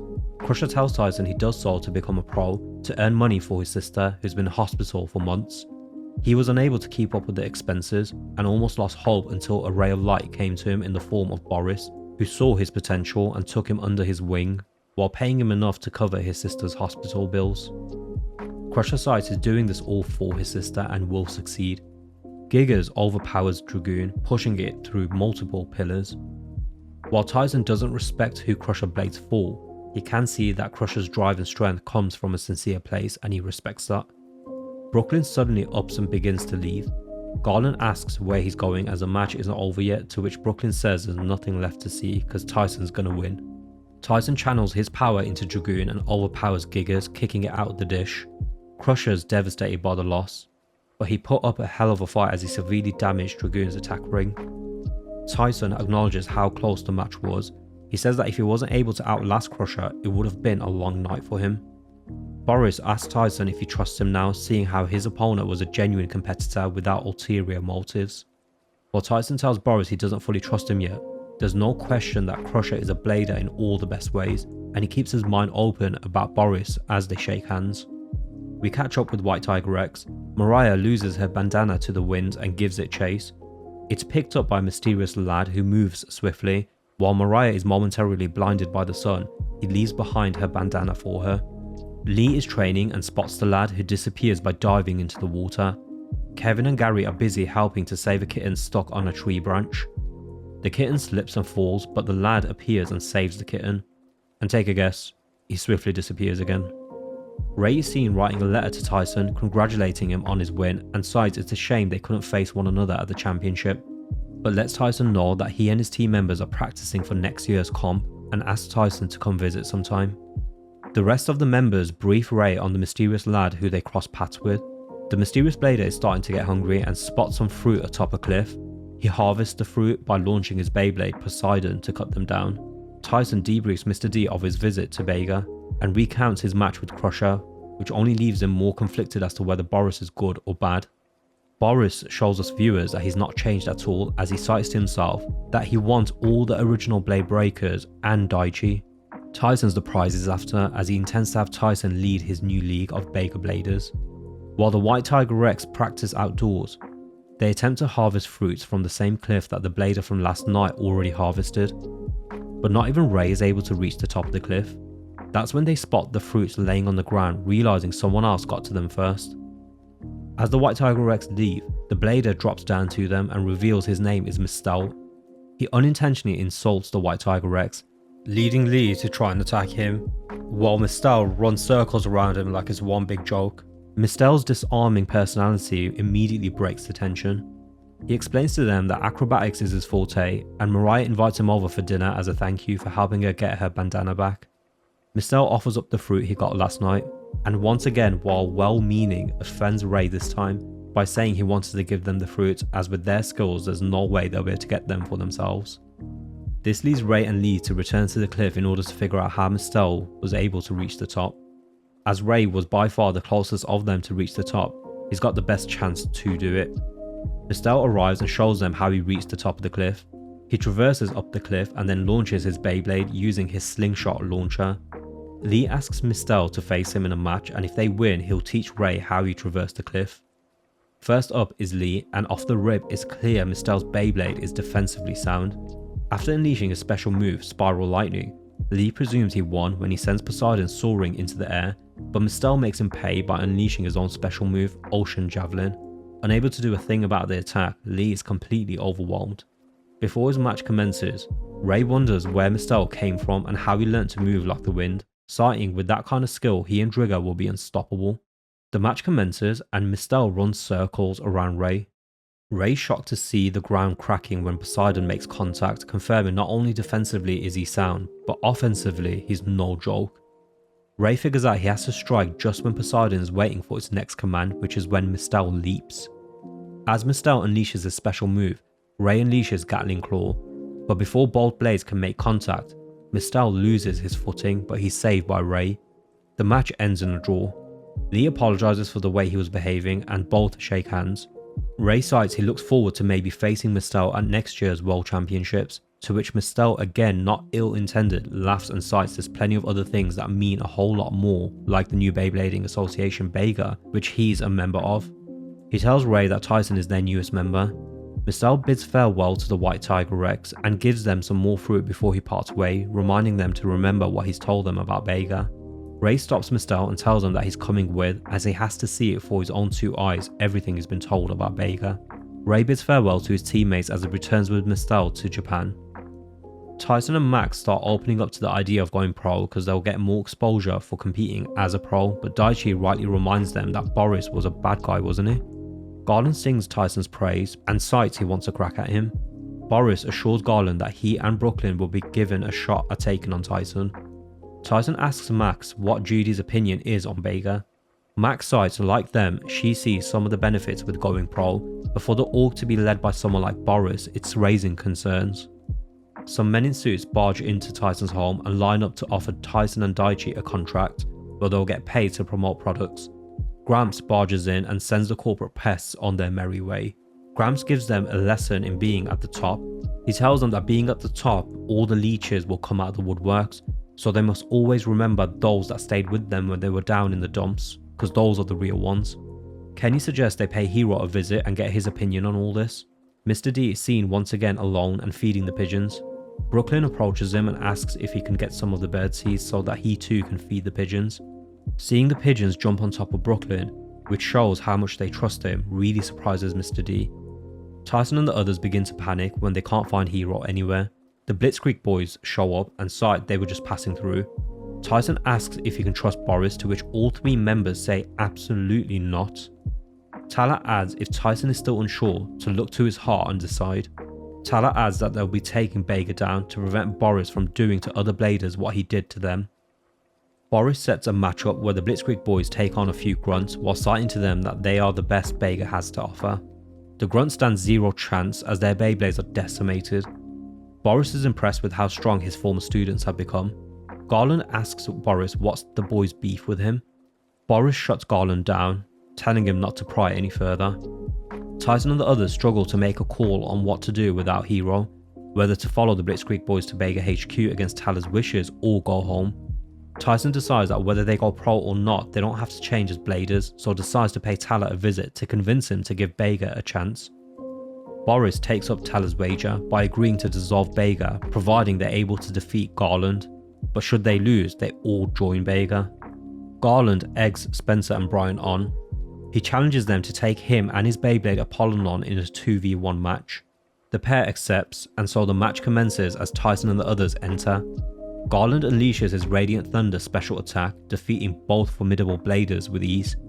Garland then eggs on Tala to face him in a 1v1. Boris, the sly dog, airs the match between Tala and Garland without Tala's consent. He wants to show the world the levels of his Bladers and has Ming Ming announce the match to the public to get more eyes on it. Boris even designed a special dish just for Tala called the Fountain of Fate because the dish has a water fountain feature which will decide Tala's fate.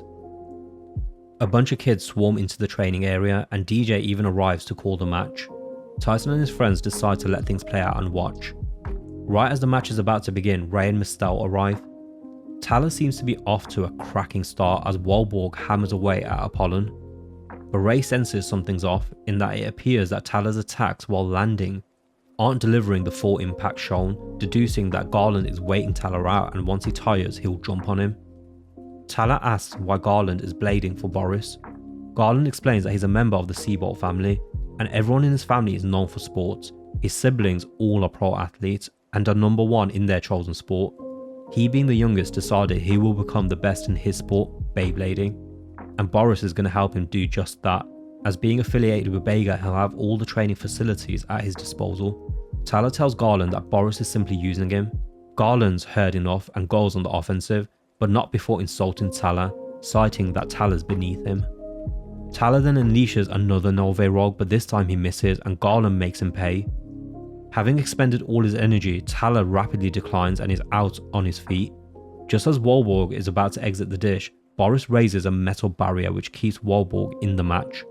His reasons are due to seeing the audience growing frustrated that the match was nearing an anticlimactic end, and thus he refuses to let it end in such a way that would disappoint the viewers.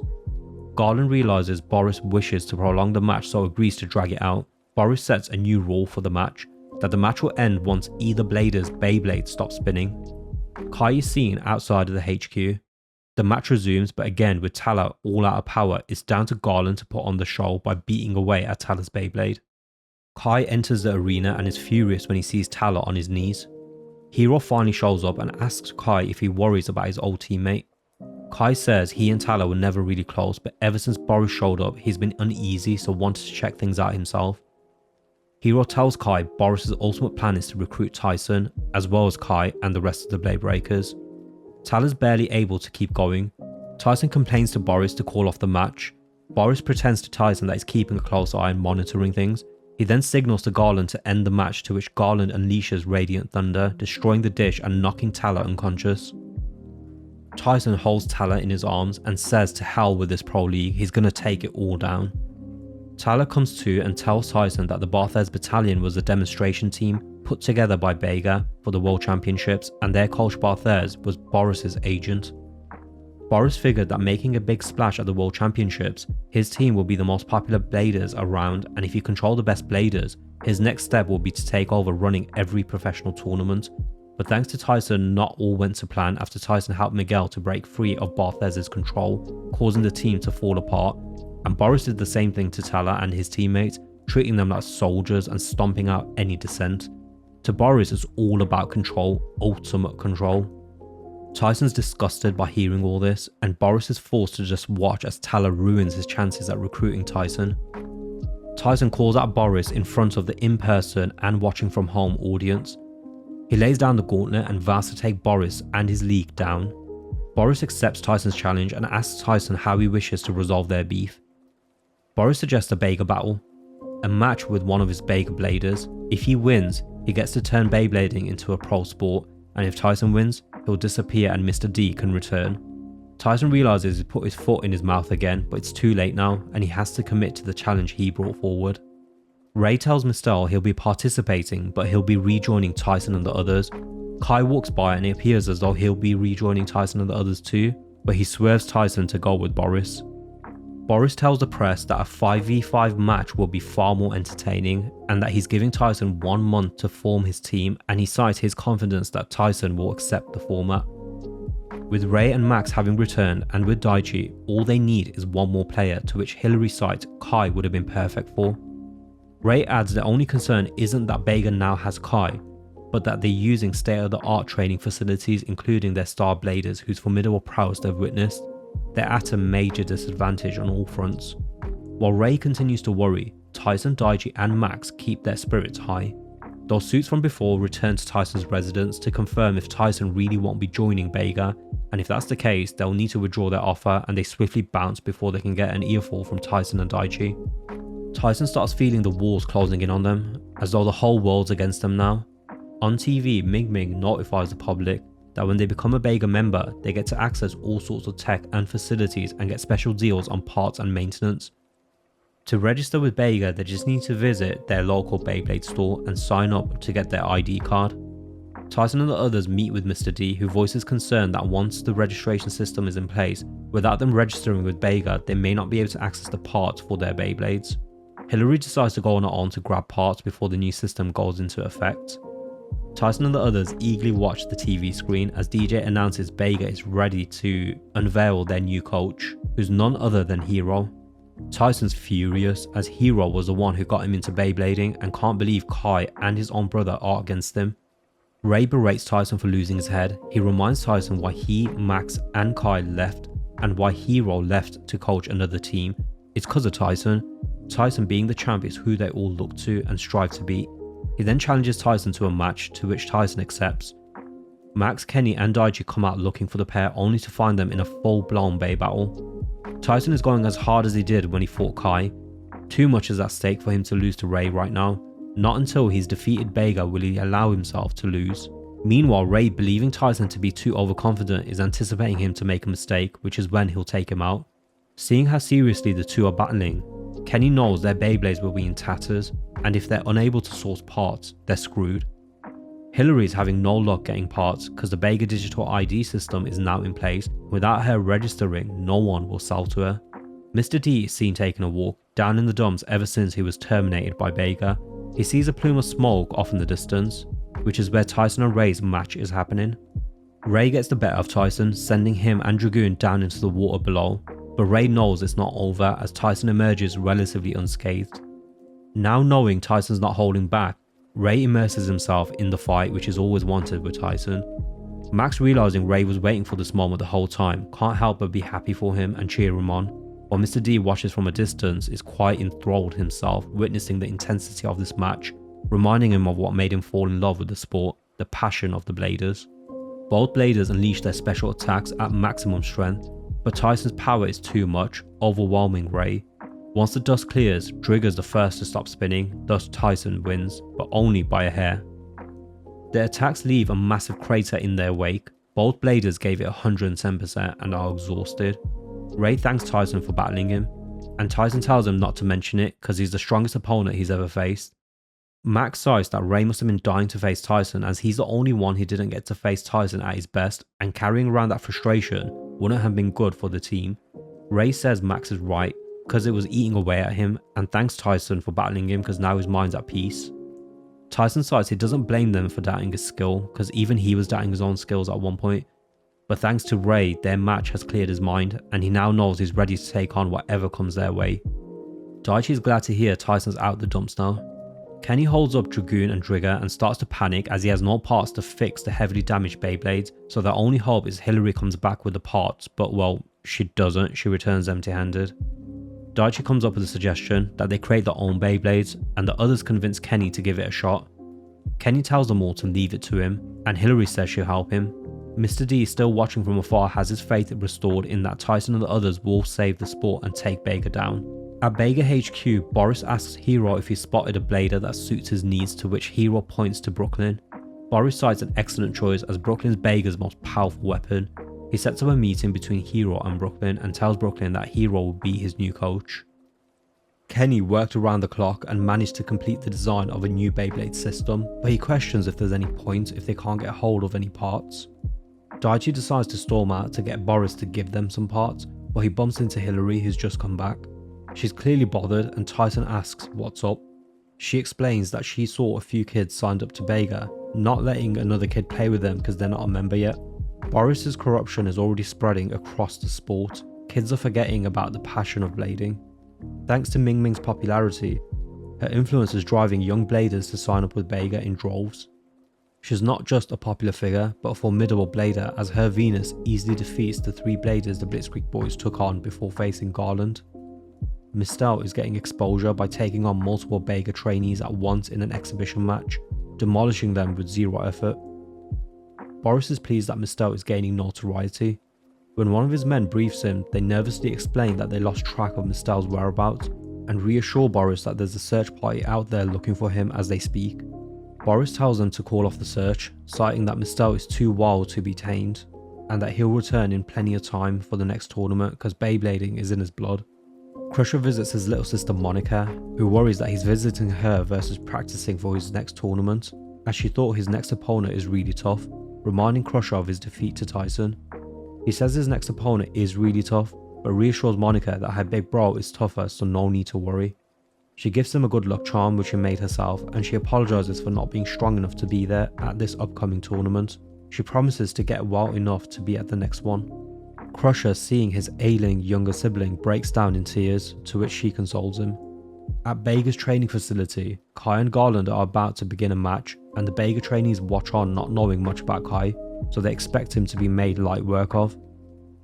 The match begins, and the shock from both Beyblades making contact shakes the entire room, similar to when Kai and Tyson face one another, showing the levels that these BEGA bladers are at. Kai not only holds his own but pushes Garland and gets the better of him in the early exchanges. But Garland makes adjustments and sees through Kai's next set of attacks. The match from that point is even and ends in a draw. Garland comments that it takes more than just luck to beat someone like him, and he knows Kai's not even shown his true power. Kai's response is that he can say the same about Garland. It's safe to say that both of them have earned each other's respect. Hero breaks down Tyson's strengths and weaknesses to Brooklyn, who's not really interested in learning anymore, as he cites he gets the basics of the theories Hero's trying to teach him. Instead, he opts to spend some time outdoors and stretch his legs. Hero smiles as Brooklyn reminds him of Tyson. While Brooklyn takes a nap outdoors, Hero doesn't let up and tells him to get on his feet because it's time to work on practical technique. Garland sees Kai staring outside and asks what he's doing. He looks out and sees Hero tweaking Brooklyn's launch technique, and cites Hero must be an exceptional coach because Brooklyn's never practiced a day in his life and he's seen countless coaches come and go, but none have been able to get Brooklyn to do anything. Kai's shocked to hear that Brooklyn's never practiced. Brooklyn's surprised at how much better his launch position feels after making the adjustments Hero told him to make. Hero tells Brooklyn to remember what he's told him and launches Beyblade Zeus into the rock. Both Hero and Kai are stunned when Brooklyn destroys the rock. Kai felt something off about Brooklyn, something ominous you can say, and asks Garland if he felt something too. Garland explains that Brooklyn is from a completely different dimension, as though he was born to Beyblade. He adds that no one can defeat him, not even Garland himself, with the best he's ever got from Brooklyn in previous spars they've had is that the match was a good warm-up for him. While Hero is still in shock by how much natural talent Brooklyn has, Brooklyn thanks Hero for the tips because he actually learned something new and cites he looks forward to their next training session. Kai approaches Hiro and tells him he knows why he joined BEGA, and that's to train up a stronger blader to help Tyson and the others reach new heights. He adds that only someone like Hiro would come up with that. Kai then says that something's changed, that Hiro's discovered there's more to Brooklyn than he thought, just as he has, that something about him doesn't add up. Hiro tells Kai to wait and see because life's full of surprises. Before he leaves, Kai threatens Hiro to stay out of his way because if he doesn't, he'll crush him. Garland was waiting outside the room the whole time and warns Kai to stay away from Brooklyn because he knows he's seeking out a match against him. Garland cites he stands no chance because, well, Garland himself doesn't right now, and adds that on his family's pride he'll find a way to beat Brooklyn. Daichi, posing as a tour guy in disguise, attempts to coerce a hobby shop owner to sell them some parts, to which the owner cites he can't sell unless they have a BEGA membership, else he risks losing his store license. Tyson, who's holding up Daichi on his shoulder, loses balance, causing Daichi to fall over. With their cover blown, the store owner threatens to call the police, so they leg it. Taro helps by giving Kenny all the spare parts he's got, as the parts are only a fraction of what they need to make the new Beyblades. Tyson and Daichi follow some kids making their way to another store. The kids are fans of the world champions, but the store owner still declines to sell to them, so they leave empty-handed. They meet back up with Ray and Max, who've had no luck getting parts either. As they rack their brains trying to come up with a solution, Rick, along with F Dynasty, Barthez Battalion and the White Tigers arrive. Rick says that if they want a solution, then that's what they'll get. Meanwhile, Michael and Emily pay Kenny a visit, having heard he's in a tight spot getting parts. They've brought with them the latest cutting edge parts. Rick and the others aren't fans of what BEGA's doing and have come to help them. Tyson finally feels like things are going their way. They all reconvene at Tyson's home. Tyson briefs them on all things BEGA. When he explains how powerful the BEGA bladers are, Daichi says he has a solution, and that's for them to simply get stronger, which Ray concurs. Kenny then arrives to the meeting and shows everyone the design of the new prototype Beyblade he's come up with, and thanks to Michael and Emily, he now has the parts he needs to make it. There's one issue though. This prototype Beyblade is new and untested, and in order to beat BEGA, he, with Emily's input, designed it to be the most powerful Beyblade ever made. Emily adds that this Beyblade is so strong and sophisticated that it will take a lot of practice to gain control over it. Tyson says it's a challenge he'll happily take on, to which Kenny tells him not to be so overconfident, because the power this Beyblade's packing is earth-shattering. While Kenny works on building out the prototype, they all decide to get some training in. As they make their way to the training site, Rick reminds Tyson and Daichi that they ain't a shoo-in, because champions or not, if they can't handle the new Beyblade, they won't make the cut. Michael adds that there's 5 spots in the team, and any one of them can make the spot. Julia adds that BEGA has a girl in their team, so they should have a female, to which Matilda and Mariah agree. They arrive at the training camp, and Rick takes immediate charge, which Michael takes issue with. Lee tries to break the two up, but he gets dragged into the argument when he's told to shut up. Mariah and Julia make sly remarks to each other and ready to battle. Both Lee and Raoul tell them to relax but get an earful in return. Meanwhile, Mr. D, Gramps and Taro are on kitchen duty, making sure the kids are fed. Hillary's helping out too. Mariah, Julia and Matilda spar, while Emily and Miguel help Kenny in making the new Beyblade. Tyson, Max, Ray and Daichi go on a jog and discuss the importance of taking down BEGA. The girls take on the boys in a 3v3 match, Rick, Michael and Lee versus Matilda, Mariah and Julia, and the girls win. Not looking good for the lads because the girls are putting in work to secure a spot in the team. Tyson decides to go for another jog and channels his inner Rocky Balboa as everyone else joins him.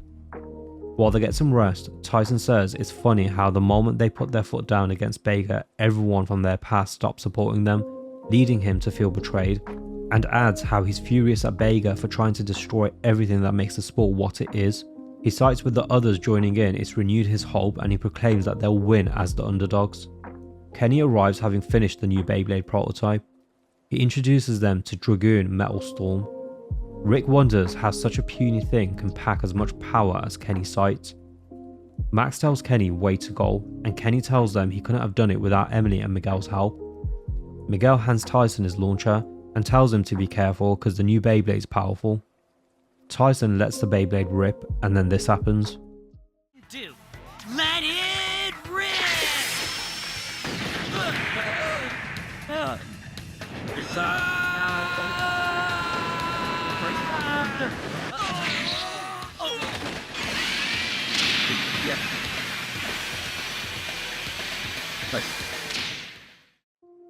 Everyone's mind is blown by the impact rate of the Beyblade left behind, with Ray saying Kenny wasn't joking when he said the new Beyblades will be beyond their wildest dreams.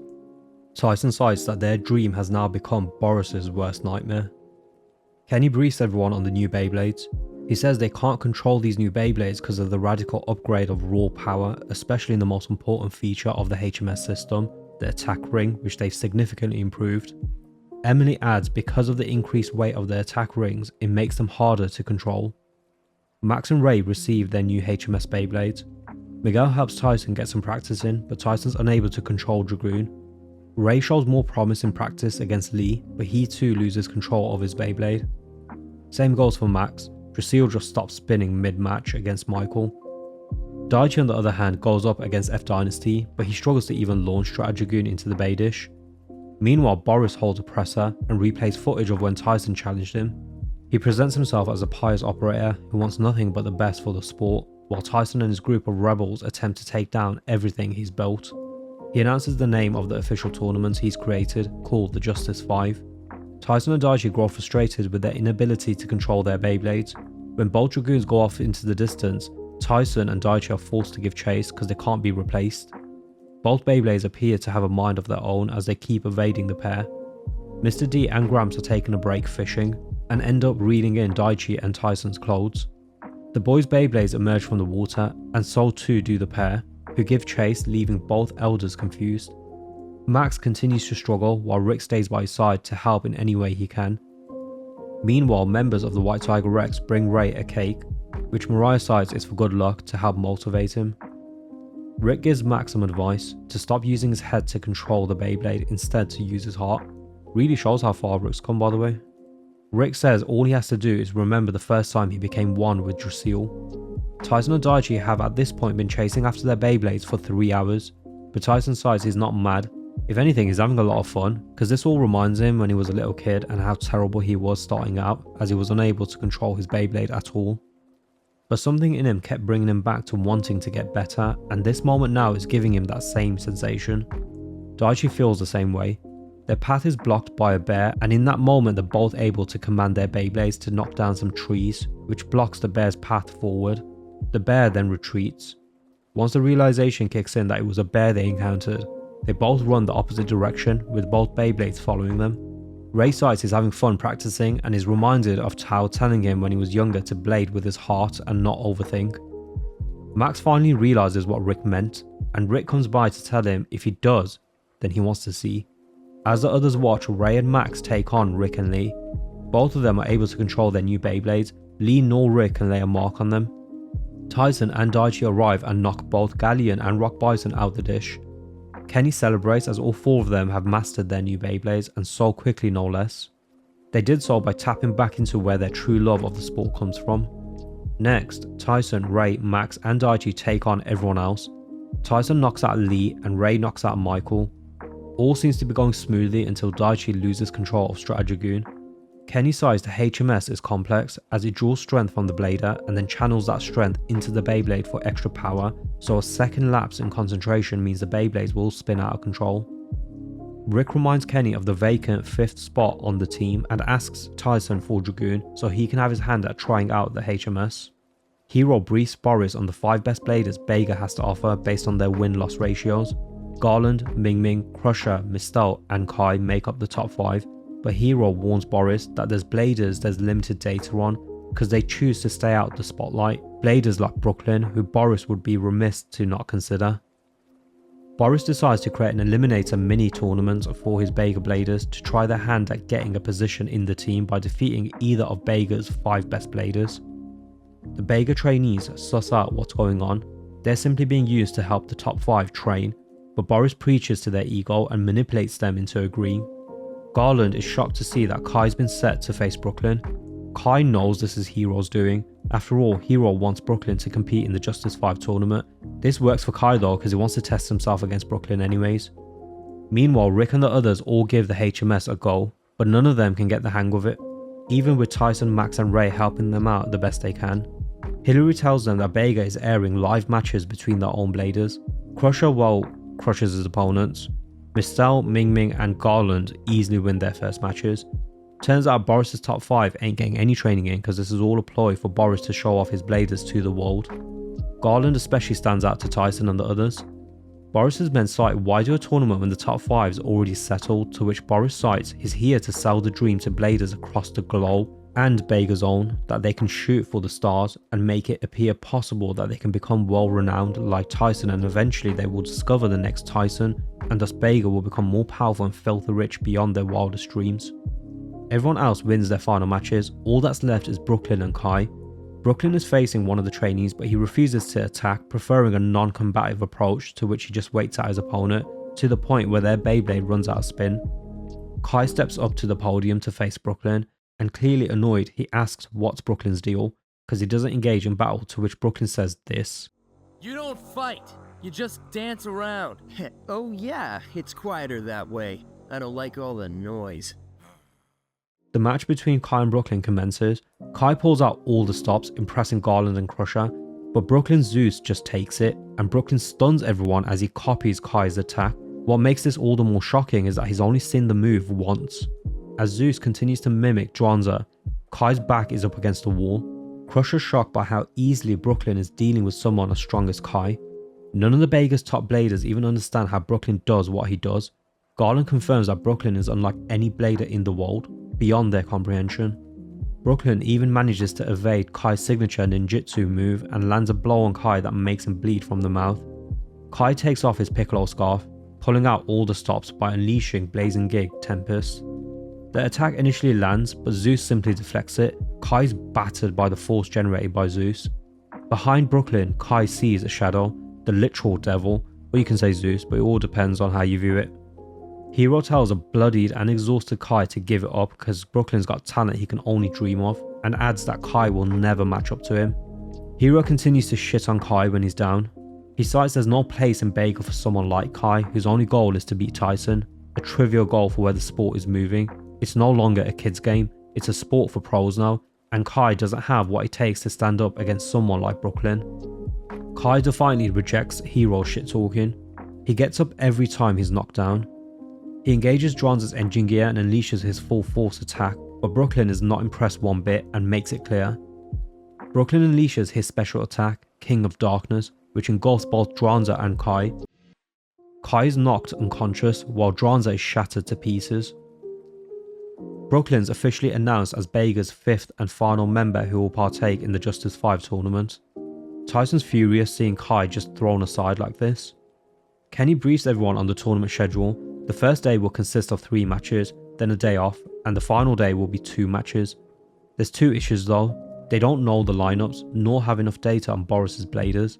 Tyson puts everyone's mind at ease. After all, he cites they just need to do their best. Rick says they have one pertinent issue to resolve before they can plan anything. They've yet to pick the 5th blader, and the issue is no one else was able to master the HMS Beyblade. Rick asks Tyson to choose. He says he has someone in mind, but when everyone starts to bicker, he leaves the room before he's able to answer. Kenny follows Tyson and says he had the same idea as him, for Kai to join their team, and he even created a HMS Dranzer just for Kai. The only thing now is that their hopes come true and Kai joins them. Tyson and the others greet Mr. D at the hospital where he's caring for Tala, who's remained in a coma since his match against Garland. They all come to see Tala to assure him that they're gonna go out there to defend the sport. In the spirit of the revolutionary actions of Tyson and his squad, Mr. D names them G-Revolution. Tyson leaves Dranzer Metal Storm by Tala's side. Day 1 of the Justice 5 tournament is upon us, and the teams are officially introduced to the public. When Tyson sees Hero sitting across the arena, his resolve is clear. He's gonna prove Hero made the wrong move. DJ is baffled when G-Rev is seen with only 4 members. Tyson cites their 5th member is over at the bench, referring to him as Mr. X, but it's just Gramps in a get-up and the crowd is furious. Everyone, including Boris, sees the bluff, but he still allows the tournament to proceed. Daichi, Ray and Max will be battling on day 1, and first on G-Rev's end is Daichi, who will be taking on Ming Ming, and he's not pleased about it to say the least. The fans go wild in their support for Ming Ming. Garland warns Ming Ming not to be overconfident and tells her this isn't going to be the easy match she thinks it is, because Daichi, while he may not look it, is quite powerful. The battle will take place in the Hestia Stadium. Inside of it are a bunch of pillars. Tyson asks Kenny for a report on the stadium, and after scanning the stadium, he confirms he doesn't see anything abnormal about it. Boris is impressed to see the new Beyblade G-Rev created with little to no parts and is excited to see them in action. Meanwhile, as the tournament is in full swing, a devoid, badly hurt Kai is seen sitting in an alley as a kitten cries out to him but fails to get any response. The match between Ming Ming and Daichi commences, and off the rip it's clear Daichi still has some work to do to control his Beyblade, making Tyson nervous. Daichi regains control over Dragoon, but he's stunned when Venus easily holds Dragoon back. Ming Ming then goes on the offensive, while Boris is super impressed with the HMS and focuses his attention on Kenny for coming up with the system, and so he makes sure to specially pay attention to Kenny moving forward, as he believes Kenny might be the one who'll decide the outcome of the tournament. Daichi continues to struggle against Ming Ming. He acknowledges her formidable strength and resorts to insulting her as just a singer, someone who doesn't deserve to share the stadium with someone like him who devoted his life to the sport.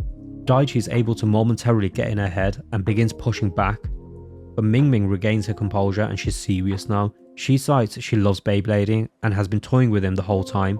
By defeating him, she'll prove her skills. She transforms back into her lolicon form, brings out her band and begins singing, much to the pleasure of the crowd and Kenny, but to the complete detriment of Daichi's focus. By singing, she gains further control over Venus. Meanwhile, Daichi begins to lose control of Dragoon. Kenny explains that when Ming Ming sings, it allows her to fully focus in on her Beyblade. Tyson calls out to Daichi and tells him what she's doing. Now knowing that she's not teasing him but actually battling, not only makes Daichi respect her, but locks him in to take on this formidable opponent. Daichi goes on the offensive and unleashes his new special move, Spike Saw. Ming Ming unleashes her own special move, Venus Temptation, which easily counters and knocks Dragoon out the dish. Daichi drops to his knees in frustration, but he shows his sportsmanship by giving Ming Ming props for her skills, and they both shake hands, agreeing to battle again in future. Daichi returns to his team and apologizes. They all lift his spirits, plus they learnt so much. His match at least confirmed that there's no dodgy business going on, so they can fight without worry. Garland tells Tyson to give it up because there's no chance they can win. Tyson basically tells him to go get wrecked. As she enters the operating room, Monica's asked by the nurse if she's worried. Monica cites she is worried about Crusher's upcoming match and asks if she can delay the op, to which the nurse reassures her that Crusher will feel her support with him, and so she needs to focus on getting better. Up next is Crusher versus Ray. Before the match begins, DJ asks on behalf of Crusher for everyone to wish Crusher's little sister well. The crowd all cheer on, and Kevin gets aggravated that the crowd are behind Crusher because they have sympathy for him. Mariah's not stressing though, because she's got full belief in Ray that he'll win. Lee, on the other hand, is concerned because he worries if Ray, being the kind person he is, will also sympathise with Crusher and hold back from going all out. With his team behind him, Ray steps up to face his opponent. The match will take place in the Battletown Stadium, which has a bunch of miniature houses in it that looks like something out of the Fallout series. Its centre is split by a stream of water and there's a tiny bridge that connects both sides. The match commences and we finally get to see Ray in action with his new Beyblade. When Crusher goes for the equivalent of the most telegraphed haymaker in history, Ray not only evades it, but has Drigger make slight contact with Gigas, causing Crusher to momentarily lose control over his Beyblade. Ray, while sympathetic, his desire to win is unshaken, because he knows if Boris wins, he'll control the sport and he loves the sport too much to let that happen. Crusher is visibly nervous, feeling Ray's pressure, and Lee is glad to see Ray has locked in. Crusher's exhausted, unable to keep up with Ray's speed.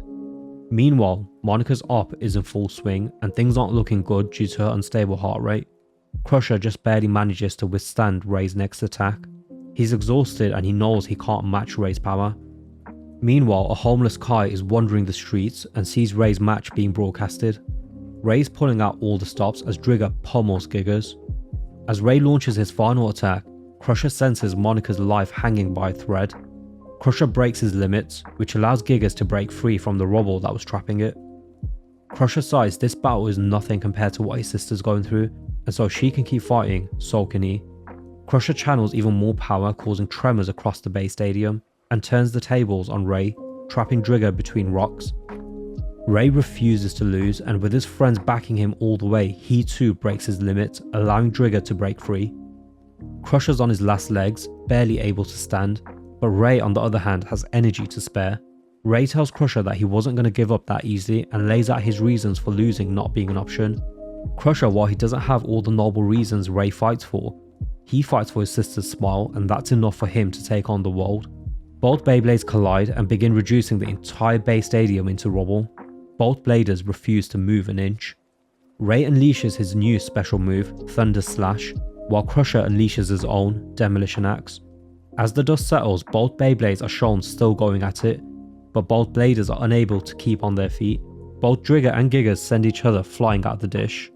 Monica's spirit somehow causes a piece of rock to dislodge and hits Giggers, causing it to land inside the dish, whereas Drigger lands outside.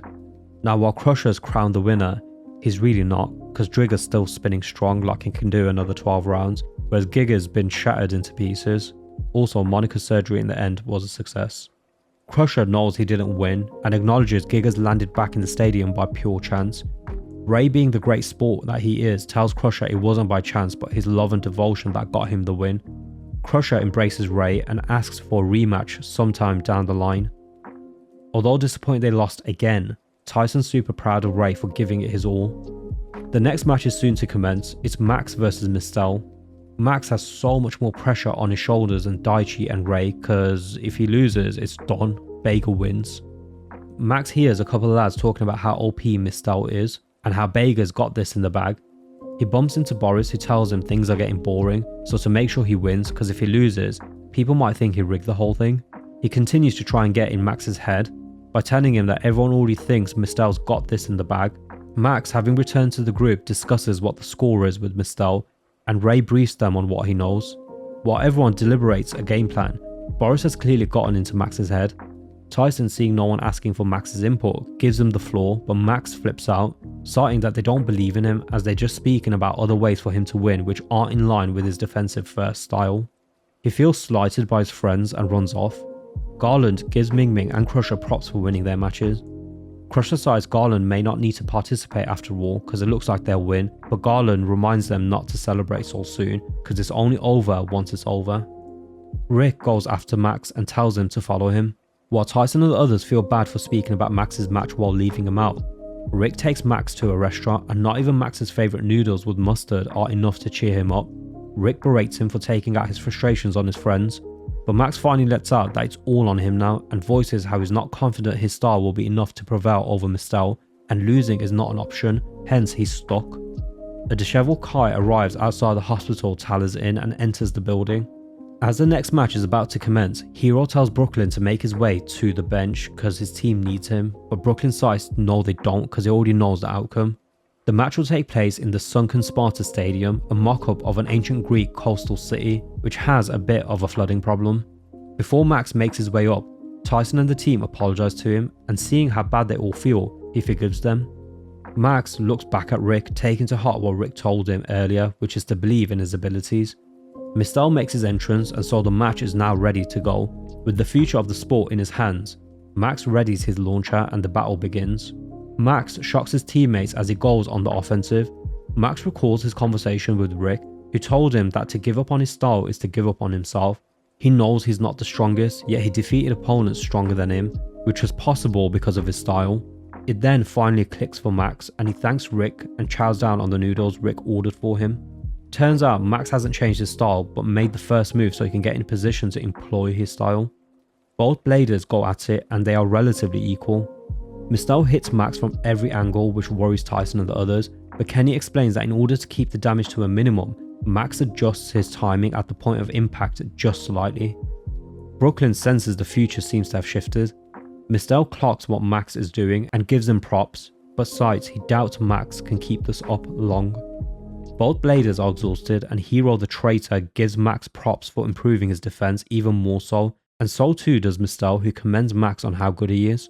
Mistel unleashes Ocean Javelin, while Max unleashes his new special attack, Aqua Shield. Drasil begins to be overpowered, but Max holds on and the match ends in a draw. Tyson, like he was with Ray, is super proud of Max for not changing who he is, and while not victorious, they still have a chance to win thanks to Max. Brooklyn makes his way to the arena and cites how the strength of one can change the course of the future. Kai enters Tala's room and calls out to Tala, who's unresponsive. He spots Dranzer Metal Storm next to Tala's pillow and takes it. Ray spars with Tyson to help him for his upcoming match. Tyson, having mastered the HMS, easily beats Ray and even takes on both Max and Daichi in a 2v1. While Tyson has the advantage for the most part, Daichi manages to get the best of him. Tyson isn't happy where he's at. He wants to go again and calls on Rick. Hillary and Kenny plead with Tyson to rest because he's been going at it non-stop. Tyson understands where they're coming from, but he decides he has to prepare for anything, so goes ahead with sparring Rick. Rick decides he knows what Tyson's doing, that he wants to hog the last 2 matches for himself, and once he whips Tyson into shape, he'll take that 5th spot. Tyson acknowledges Rick's toughness, but he knows he can't master the HMS and feels guilty for getting them into this mess with his big mouth, so he's decided he'll be the one playing in the final 2 matches. His teammates worry as Tyson will be taking on BEGA's 2 best bladers. At this point, Kenny really wishes Kai didn't leave. Speaking of Kai, while still injured, he takes Dranzer Metal Storm for a test launch. He loses complete control of Dranzer, as did the others, and is left stunned by the Beyblade's power. DJ announces that Tyson will be facing Garland, while it's yet to be determined who from G-Rev will be taking on Brooklyn. Garland practices with the BEGA trainees, citing he can't lose for his family's honour and will not let Boris down. Boris observes Garland along with Hero and asks where Brooklyn is, to which Hero cites he doesn't know. Boris isn't concerned as Brooklyn's the most talented blader he's ever crossed paths with and is confident that he will crush Tyson when the time comes. Meanwhile, Kai continues to practice with his new Dranzer, but struggles to control it. F Dynasty's coach, Romero, who's nearby, hears the ruckus and seeing Kai not his usual composed self decides to help him by challenging Kai to a Bay battle. When Kai initially refuses, Romero golds him by talking all sorts of smack. Kai's attacks are simply deflected and Romero reminds Kai if he doesn't master his new Beyblade, how will he ever beat Brooklyn? Reminded of what Hero said to him, Kai channels his anger and starts to get a grip of Dranzer. It's mad because it took Tyson and the others way longer to get the hang of it. It makes sense given that the HMS Beyblades react to the raw spirit of the blader more so than any Beyblade before. So Kai getting the hang of it as quick as he has, it makes complete sense. Romero unleashes his special attack, Leviathan Rose, which traps both Dranzer and Kai. Romero tells Kai to channel and use his spirit to free himself. Kai can't stop thinking about Brooklyn and his hate for him. Romero tells him to calm down as getting angry like this won't help. Romero asks Kai what inside of him makes it so hard for him to lose. He asks why he must defeat Brooklyn. This is what Kai says. Because there's one more battle I have to fight, and no one can stop me! Our duel has been written in the stars! I've been waiting a long time for the challenge, and that's why I can't let anyone defeat me or get in my way before we meet. Tyson and I!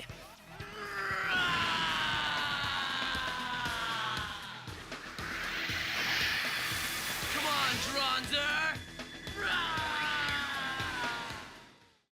Kai, remembering his ultimate goal, he regains control over Dranzer and defeats Romero. Romero cites to battle BEGA, Kai will need to swallow his pride and apologise to Tyson and the others, but Kai's already left. Tyson and the others have been going at it for the past 5 hours. Everyone's exhausted, none of them are able to get back to their feet, but Tyson, exhausted himself, is ready for more. Kai arrives and Tyson, always having had faith Kai would come back, cites, "You're late."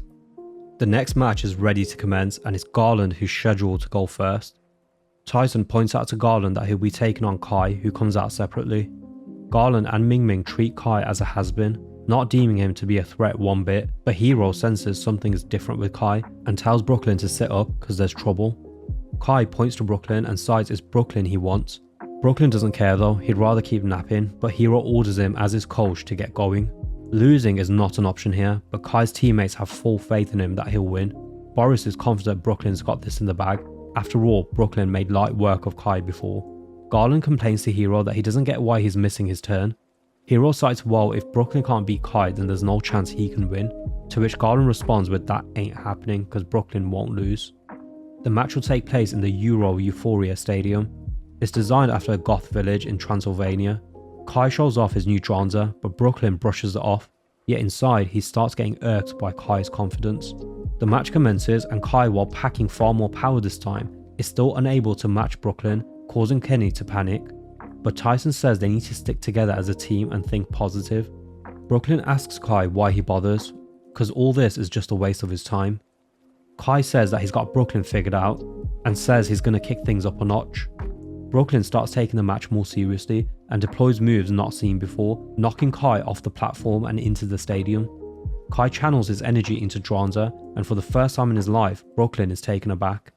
Seeing smoke coming off Dranzer, Rick, Raul and Julia wonder what's up. Romero thinks he's got it figured out. He cites to win with the HMS Beyblade, you have to summon the strength from within, and going off Kai's personality, it's clear his Beyblade is fueled by his internal anger and cites this battle is far from over. Ray, Daichi and the others worry about Kai as he remains unresponsive to their calls. They look to Tyson, who's just as worried and confused as to what's going on, but he tells them to wait as Kai must have some sort of strategy and this is Kai's battle, they are not to interfere. Kai cites to Brooklyn the more anger he feels the stronger he gets. Dranzer begins to glow and goes on the offensive, and Brooklyn for the first time in his life is on the back foot. Kai recalls his match against Tyson at the World Championship Finals. He cites that Beyblading is about what's inside you. Dranzer is set ablaze and sends Zeus flying. Ming Ming is flabbergasted by what she's seeing as Brooklyn's never lost, to which Hero says well there's a first time for everything. Garland asks Hero if he thinks Brooklyn can pull this off because for the first time ever Brooklyn's starting to look human. Brooklyn powers up Zeus in the exact same way Kai did Dranzer. Dranzer is now unable to make contact with Zeus as Brooklyn warps the space around his Beyblade. He creates a black hole that starts pulling both Dranzer and Kai in. Daichi begins to panic that they'll lose. Tyson tells him to get a grip and have faith in Kai, believing that if they do so, maybe they can send some of their energy to him. They all call out to Kai, telling him to give it all he's got.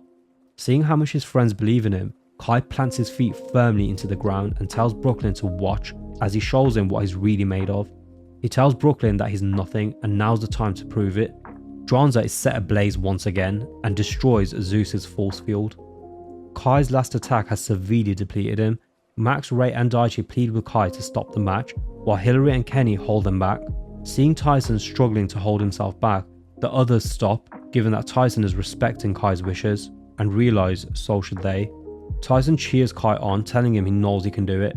Ming Ming and Mistel are worried that Brooklyn's not ended this match yet, to which Garland tells them to chill because Kai's trying to bait him into an offensive battle, and Brooklyn knows all he has to do is tire Kai out some more and then it's easy pickings. Brooklyn hammers away at Kai. Kenny worries as Dranzer's heavily damaged, and if Kai's not careful, his days of Beyblading might be over. Ray and Max decide to end things to stop Kai getting hurt anymore. A teary-eyed Tyson blocks them, citing if it was him, Kai would honour his decision and so he wants to do the same for Kai. Brooklyn tells Kai not to worry as their match is almost over because he's seen it in his vision. Brooklyn taunts Kai some more, citing his surprise that people would take a game of spinning tops so seriously. He goes on to unleash his King of Darkness attack, but unlike before where Kai was overtaken by the attack, Tyson reaches out to Kai. It initially appears that Brooklyn's defeated Kai, so he starts walking back to his team, but Dranzer's still spinning. Brooklyn tells Kai to face the facts that the match is over. Kai refuses to back down and Brooklyn makes him pay for it by sending him to the ground once again, but Kai gets back to his feet and continues to do so every time he's knocked down. Brooklyn sweats from the pressure Kai is placing on him. This causes Brooklyn to crack. He starts losing it. Garland tells Brooklyn to calm down because Kai has barely any fight left in him. Hero tells him he's wrong. Kai has something neither he nor Brooklyn has, and it's not strength or skill. He tells Garland to watch Kai and he'll figure it out. Brooklyn unleashes countless attacks which leaves him exhausted, but Dranzer's still spinning and emerges from the rubble it was buried under. The vision he had is gone. Brooklyn no longer knows the outcome of the match. Kai steps forward and calls out to Brooklyn. The fear of God has been put into the devil as he begins to panic, telling Zeus to send Kai away. Even after all their attacks, Kai is still standing. Brooklyn cites in Kai's condition he should have been knocked out long ago and asks Kai, "What are you?" Kai responds by citing he's a Beyblader, and while Brooklyn might think he is one because he learnt from the best, he's not because he's forgotten one very important lesson. Beyblading isn't about overpowering one's opponent, it's so much more than that. It's about learning from every match regardless if it's against a friend or foe, win or lose. All his matches have taught him something which he used to his advantage. That makes him a true blader, but Brooklyn's unable to understand, which all but reaffirms to Kai that Brooklyn's not a true blader. While he has power and skills, something is missing inside him. He doesn't have the Beyblading spirit, and that's why Kai has to win this battle, because Beyblading means more to him than Brooklyn will ever understand, It's not just a game to him. Kai unleashes his final attack, knocking Zeus out the dish. While the rest of G-Revolution cheer, Boris is stunned that Brooklyn lost. Brooklyn collapses to his knees. Kai's teammates are over the moon, and even Tyson cites that not even he would have been able to make a comeback like that, acknowledging Kai's the GOAT. Ming Ming and Mistel are shocked that Brooklyn lost, but Hero tells them not to worry, as losing is part of the journey, and that they should be proud of Brooklyn for giving it his all, because ultimately that's what matters, win or lose. Kai makes his way back to Tyson and the others, who run toward him, but Kai collapses and is caught by Tyson. They want to take Kai to the doctors, but he says it's fine and wants Tyson to focus on his upcoming battle. Tyson tells Kai not to worry, and that once he's done with his battle, he wants to battle Kai again, and makes Kai promise to blade with him. Kai leaves, while Tyson is super motivated, believing even if he blades half as good as Kai, BEGA's done for. Kai, now all alone, collapses in the hallway, exhausted. He says to himself it was all worth it. He risked everything, but if that meant it inspired his friends, it was all worth it. He says it's now Tyson's turn, as his days of blading are over. He tells Dranzer their work is done, and tells it that he can go, as his Beyblade shatters into pieces. So in the original version, Kai doesn't say a thing to Dranzer as Dranzer is destroyed, and Tala is shown at the hospital shedding some tears while still unconscious. The original version makes total sense when you get to the last episode and how this entire season has been set up, but I do prefer the English dub's version from a stakes and emotional resonance perspective. With his upcoming match nearing, Garland takes the time to practice his form. He cites the time has finally come. Having found a worthy opponent, he unlocks a secret book. Meanwhile, Tyson wonders to himself if all the sacrifices they've made up to this point are worth it. The rest of the team discuss Tyson's upcoming match, and Kenny cites he believes Garland is an even greater threat than Brooklyn, because unlike Brooklyn, who was born so talented that he never had to practice, Garland, who's also talented in his own right, has spent his entire life honing his skills to a fine edge for this day, having received elite training ever since he was a little boy, which most likely means Tyson's going to have a tougher match against Garland compared to what Kai faced against Brooklyn. Hero asks Garland what he's reading, to which Garland says it contains the Seabolt family code. He cites that every member of the family are instructed with these principles from the moment they're born. His eldest brother is a pro baseball player, while his middle brother is an F1 champion, and his sister won several tennis opens. Now it's his turn. He cites, like his siblings, he too will become number one in his chosen sport. Hero mocks Garland's drive, being bound by family principles, and cites he should have learnt more from Brooklyn's defeat. Hero tells him good luck, cause he'll need it. Hero briefs Boris that Brooklyn's defeat was down to a miscalculation that even Brooklyn was unable to see, an opponent with an unwavering spirit, and that defeat is the first step to Brooklyn reaching his potential as a blader. Boris is vexed. He doesn't want to hear any more about mistakes. All he wants to hear is victory. Tyson remembers the promise he made to Kai, and is inspired again to take on this next challenge head on. He meets back up with his teammates and reassures them that he won't lose, but he needs their help. He gets some last minute practice in with the others. They all bond one final time and reaffirm their resolve to take down BEGA. The match is ready to commence and will be taking place in the Combat Temple Stadium, modelled after the famous Shaolin temples of Tibet. The match begins and Tyson gets off to a ferocious start, but Garland, cool as a cucumber, has Apollon throw Dragoon off. He recites Seabolt family principle number 1, know your opponent as you know yourself. He then recites number 8, the opponent with the most powerful first strike wins the game, and then goes on to launch a flurry of attacks which Tyson does well to counter. Garland turns his back to Tyson and recites principle 23, even when you turn your back to your enemy, never turn your heart. He has Apollon climb and Tyson has Dragoon give chase. With his back still turned, Garland recites principle number 28, go in the direction you never go, for there lies the pathway to victory. Apollon then slams Dragoon back. Kenny cites he heard stories about the Seabolt family, that they live by a code, a set of principles that sets them up to win. Hillary wondered why Garland wasn't using it before now, to which Kenny says he didn't need to before now, but now in Tyson he's found an opponent worthy of using them on. Garland recites principle number 45, give no quarter to an opponent you respect. Apollon pushes Dragoon against the stadium wall. Ray worries as he sees no way for Tyson to defeat centuries of knowledge. Garland recites principle number 79, swift end to honoured opponents, and then goes in for the kill, but Tyson holds his ground. He questions Garland as to why he Beyblades. Garland says it's to win, to which Tyson says, is that it? When Garland asks Tyson the same question, he says it's because he loves it. Everything about it is great. The power and speed of Beyblades, the battle against opponents who challenge him to be his best, the bond between the blader and the Beyblade, and risking everything to save it. He cites he won't give that up without a fight, to which Garland calls him a fool for risking it all for meaningless ideals. Garland adds, what's the point if it's not to win? To which Tyson answers by saying, for fun. And Tyson adds his disappointment that he never got to Bay battle the real Garland instead of an empty set of principles. Tyson says that Garland hasn't made a single move this battle without justifying it through the Seabolt family principles, and then asks Garland if he's really ready to Bay battle as Garland, to which Garland agrees, setting aside his family code and battling as himself. The two enter a flow state, the battle is on equal footing, and the fans in the arena are buzzing from the action. Both bladers are exhausted and neither wants the battle to end. Garland tells Tyson he'll regret ever asking to face the real him and unleashes his Radiant Thunder attack, while Tyson unleashes his new special move, Evolution Storm. Both Beyblades clash one final time and it's a pollen that's knocked out the dish. Tyson rushes over to Garland and shakes his hand for a great battle. Meanwhile, Boris is losing his mind. The BEGA Sports Center announces the latest from the Justice 5 tournament. The anchor cites she's just been given a new press release from the BEGA director himself that each team will pick one representative to decide it all. Mr. D, still at hospital with Tala, rushes out to warn Tyson and the others, as it's much too soon for Tyson to take on another match after such a big battle, but to his surprise he's greeted by Tyson and the others, who've come to see both he and Tala. Tyson and the others promise the unconscious Tala that they'll win the next match and take BEGA down. Max, Ray and Daichi all give Tyson their blessing to take on the final match. While Brooklyn sits alone in the dark, unable to come to grips with the fact he lost, Boris berates Hero for allowing G-Rev to make a comeback even though they were 2-0 behind. He demands the complete elimination of Tyson's team. Garland, who's also there, challenges Boris. He cites the fans want to watch their favourite teams give it all they've got.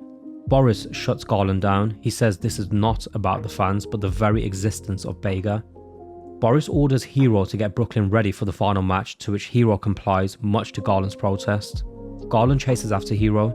He cites in Brooklyn's condition he can't win and asks that Hero put him in the final match instead. Hero asks Garland if he really believes he'll be able to take all the info he has right now, meaning his family principles, and beat Tyson, to which Garland says he's not sure. Hero says they need to win and there's only one blader he trusts that can pull it off. Hero tells Garland to swallow his pride for once and have a little faith in his teammate. When Hero enters the room, Brooklyn sees Kai instead and retreats in fear. Hero tells Brooklyn to face it, that he lost.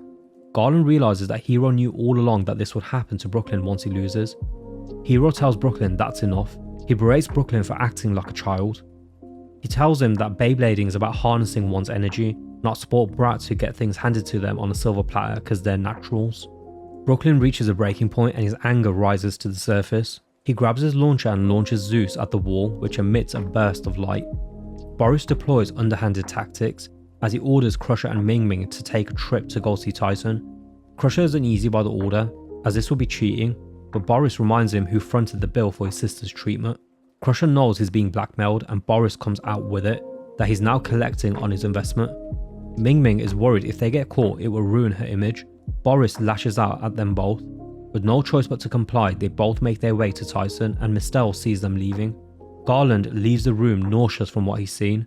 Mistel arrives and asks Garland what the other two are up to. The night before the final match, Tyson is unable to sleep, realizing how much rests on his shoulders, the sacrifices everyone's made to get to this point. Right when he decides to get some shut-eye, he's attacked by both Crusher and Ming Ming. They demand Tyson grab his Beyblade and battle them. The others wake up from the commotion. Rick clocks right away that they've come to take out Tyson before the big battle. Crusher and Ming Ming force Tyson to launch Dragoon after sending Gigas and Venus directly at him, but before they can make contact with Dragoon, Rick and Lee send Rock Bison and Galleon in to protect it. Rick and Lee do well to hold their own, but once Crusher and Ming Ming combine their powers, they're overwhelmed. Crusher begins to break down, knowing what he's doing is wrong, and Ming Ming begins to back off, feeling just as guilty for what they're doing. Crusher still pushes forward. Gigas knocks both Galleon and Rock Bison away and goes straight for Dragoon, but Tyson doesn't move an inch, just as Garland arrives telling Crusher to pack it in. Crusher, seeing Tyson isn't moving, stops his attack at the last second. Crusher falls to his knees and breaks down. He apologizes to Tyson and worries about what Boris will do when he finds out what happened. Garland tells him not to worry and he apologizes to Tyson, He also gives Tyson a heads up that he'll be taking on Brooklyn next, and this time he isn't relying on just his natural talent, but has also learned to channel his anger into his Beyblade. He adds that Hero is the one helping Brooklyn, so Tyson needs to bring his A game, else he's gonna go down big time. Brooklyn's training continues, while Hero laments that it's funny that the one blader Kai was able to beat became stronger because of the loss, and now has his sights set on Tyson, who frankly stands no chance against him. Hillary rushes over to get Tyson. Ray, Max, Daichi and Kenny tell him that they're rooting for him and believe in him all the way, while Hero crosses paths with Boris, who says while he doesn't know who Hero's chosen, Hero will have a top position in BEGA if they win, and reminds him that losing is not an option. Hero gets Brooklyn and tells him it's time. The final battle of the Justice 5 tournament is seconds away from starting. Tyson makes his way to the stadium. Everyone is shocked to see Brooklyn standing tall in the base stadium again, and his behaviour shows how unhinged he's become. Seeing Hero stand behind Brooklyn only further motivates Tyson to take BEGA down. The match will take place on the Acropolis Stadium, modelled after the ruins of an ancient temple. The match commences and Tyson launches Dragoon, but Brooklyn delays his launch.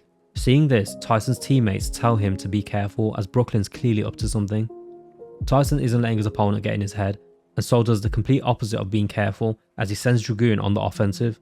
Seeing Brooklyn do nothing, Ming Ming, Mistel and Crusher worry, but Garland tells them not to, because if they look closer they'll see he's been pushing Tyson back the whole time. Kenny explains that Brooklyn's Beyblade's super spin rotation is absorbing all of Dragoon's attacks. Hero, onlooking, cites to himself that while Tyson may think of him as a traitor, he'll now understand why he couldn't turn away from someone as unique as Brooklyn. Brooklyn tells Tyson that all the practice he's done can't help him because no Beyblade's safe from the raw power of his mind. Brooklyn's next attack destroys the platform Tyson's standing on. While Dragoon's still spinning, as the dust clears, Tyson, who's been dropped into the stadium, has been knocked unconscious. Brooklyn, believing the match to be over, starts to walk off, but Tyson comes to and tells Brooklyn that everyone is counting on him to take down BEGA once and for all. And then there's Hero, who starts chirping, saying in his head how Tyson doesn't stand a chance with a grin on his face. Tyson's on fire. Dragoon lands one attack after another. Brooklyn knocks Tyson down once again, but he stands back up. Brooklyn decides to create a new way to Bay battle, a whole new world, an ultimate Bay dimension existing in the depths of his mind.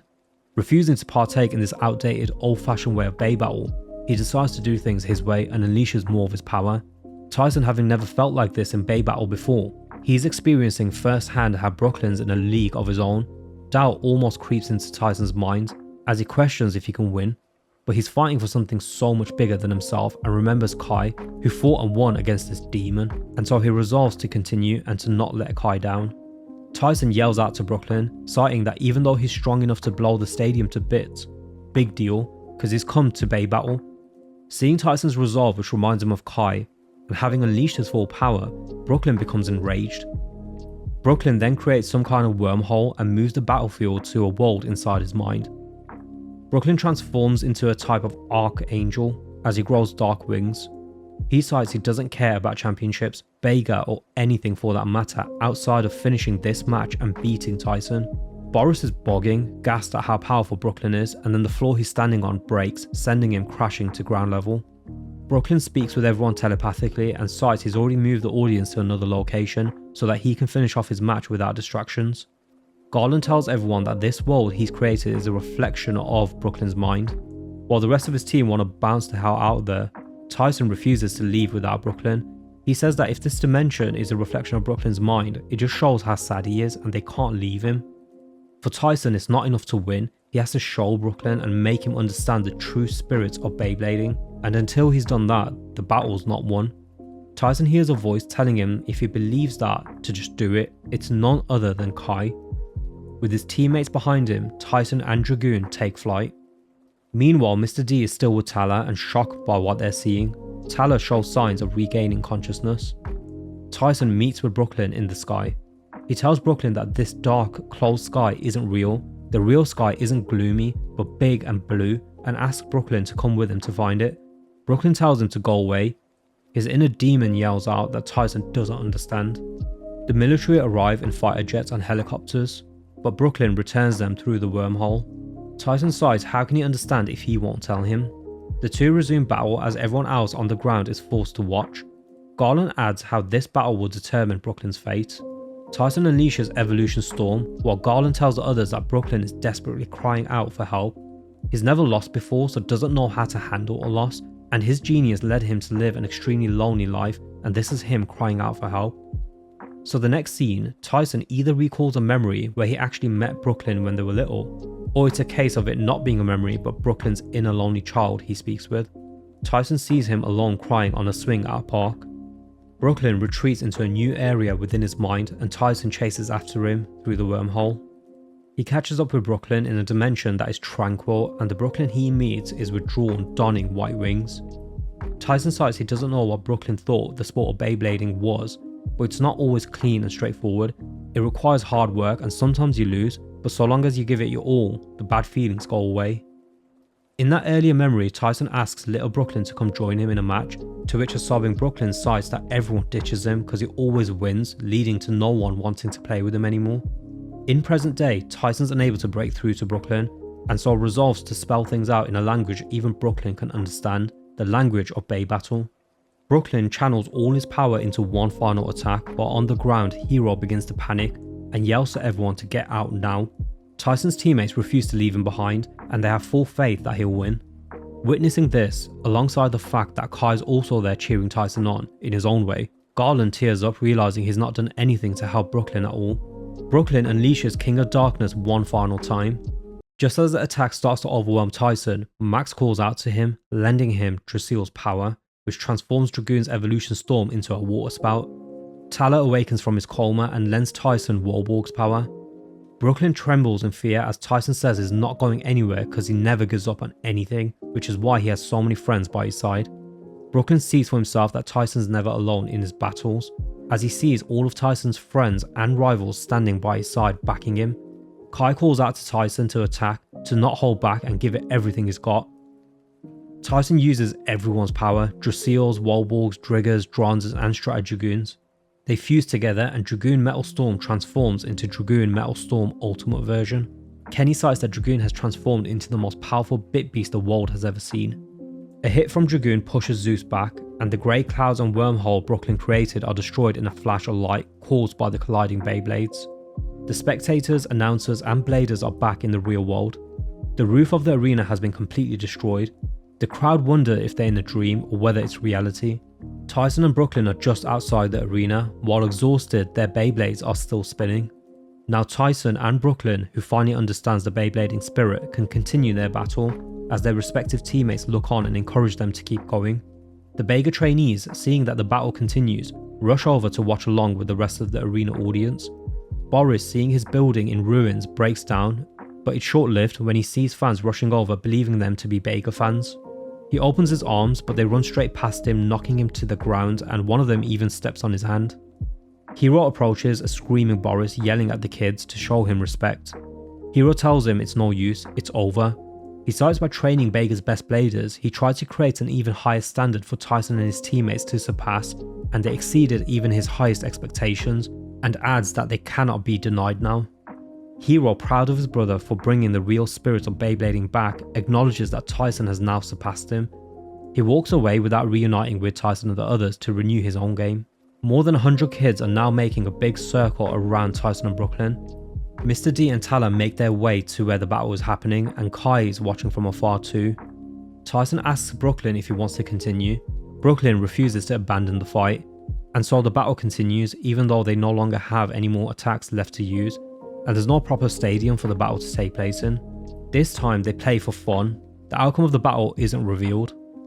Even though the BBA hasn't been rebuilt up to how it was back in its heyday, bladers still keep coming to train in its new headquarters, a small house by the bridge. Ray, Max, Daichi, Kenny and Hillary are teaching the kids the ropes while discussing the next World Championships. They wonder where Tyson and Kai are. On a small hill, Tyson and Kai are lying down on the grass. Starting to get impatient, Tyson asks Kai to battle like they promised.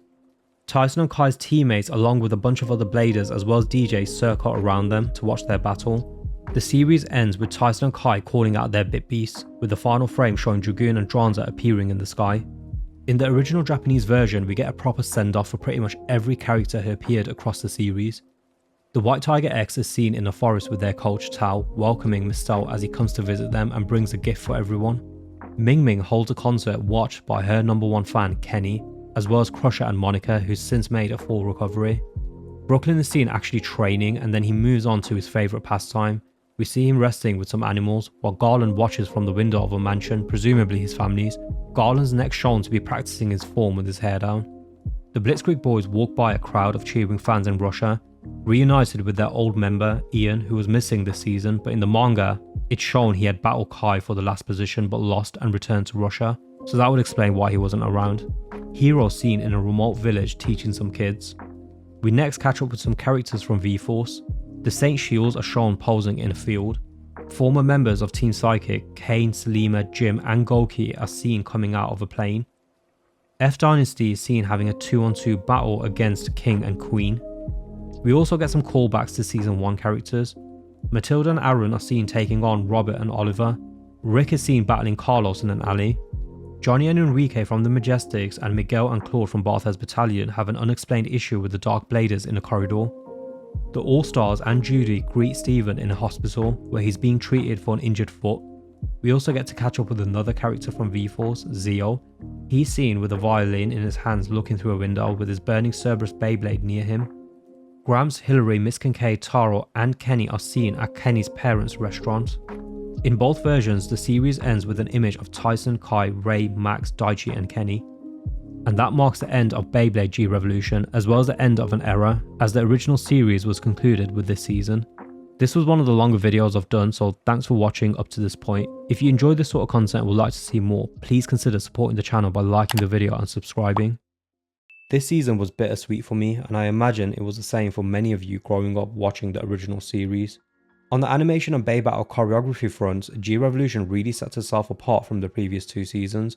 The older I get, the more I appreciate what Madhouse did with the first season in the animation department. The animation this season though is much cleaner, and thanks to the improved choreography, the battles feel much more dynamic.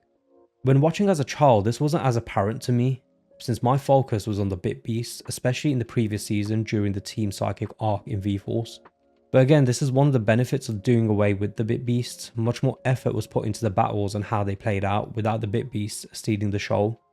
I mean, just look at the way Kai vs Brooklyn played out, or Tyson vs Garland. The choreography was levels above what we'd seen in the previous 2 seasons. I also want to shout out the music. The music is something else. The tracks across all 3 seasons are just perfect. And I'm speaking to the English dub specifically, because that's what I watched growing up. You can't fault the pacing of this season either, it's excellent. Even when episodes feel slower in the prelims, they're building towards something. Once the tournament finals start in episode 25, it's pretty much non-stop action all the way through to episode 52. That second half when the Justice 5 tournament begins in episode 43, it goes by so bloody fast, because the pacing is relentless, but in the best way possible. Every episode matters, every match had stakes. In the first arc, the Tag Team World Championships allowed for some insane matchups that we would have otherwise never gotten without the format, as this was really the only way they could force the Bladebreakers to disband without ruining the pacing. For example, Tyson vs Max in episode 25, Kai vs Ray back in episode 19, and the absolute banger between Tyson and Kai in episode 29 and 30. The tag team format also forced interesting dynamics like the partnership between Tyson and Daichi, which made Tyson earn Daichi's respect and rely on his strengths instead of just his own. The second arc when BEGA takes over might have been shorter, but it wasn't just another competition, the stakes were so much higher. I also appreciate the writing for BEGA's key bladers. They weren't just one-dimensional characters, many had sympathetic backstories like Crusher's sister Monica needing surgery or Ming Ming being manipulated through her career. And the way Boris used that to manipulate and control them just made me hate him even more. Boris as a villain worked well precisely because he wasn't cartoonishly evil, he was calculated, manipulative, and used people's real needs against them. The way he held Monica's surgery over Crusher's head, or how he tried to turn everyone against Tyson's team, made him feel like a legitimate threat rather than just another bad guy. In the second half, I also liked the shift in stakes, moving it from personal victory to much more of a battle of ideologies. For me, as much as my favourite character is Tyson, Kai without a shadow of a doubt was the star of this final season. While Tyson's arc centres on him maturing, learning humility and rediscovering parts of himself, like when he struggles in episode 20 against F Dynasty because he's too focused on being the world champ rather than the love of the game. Kai's journey is one of unwavering commitment, and the necessary sacrifice required to reach his goal.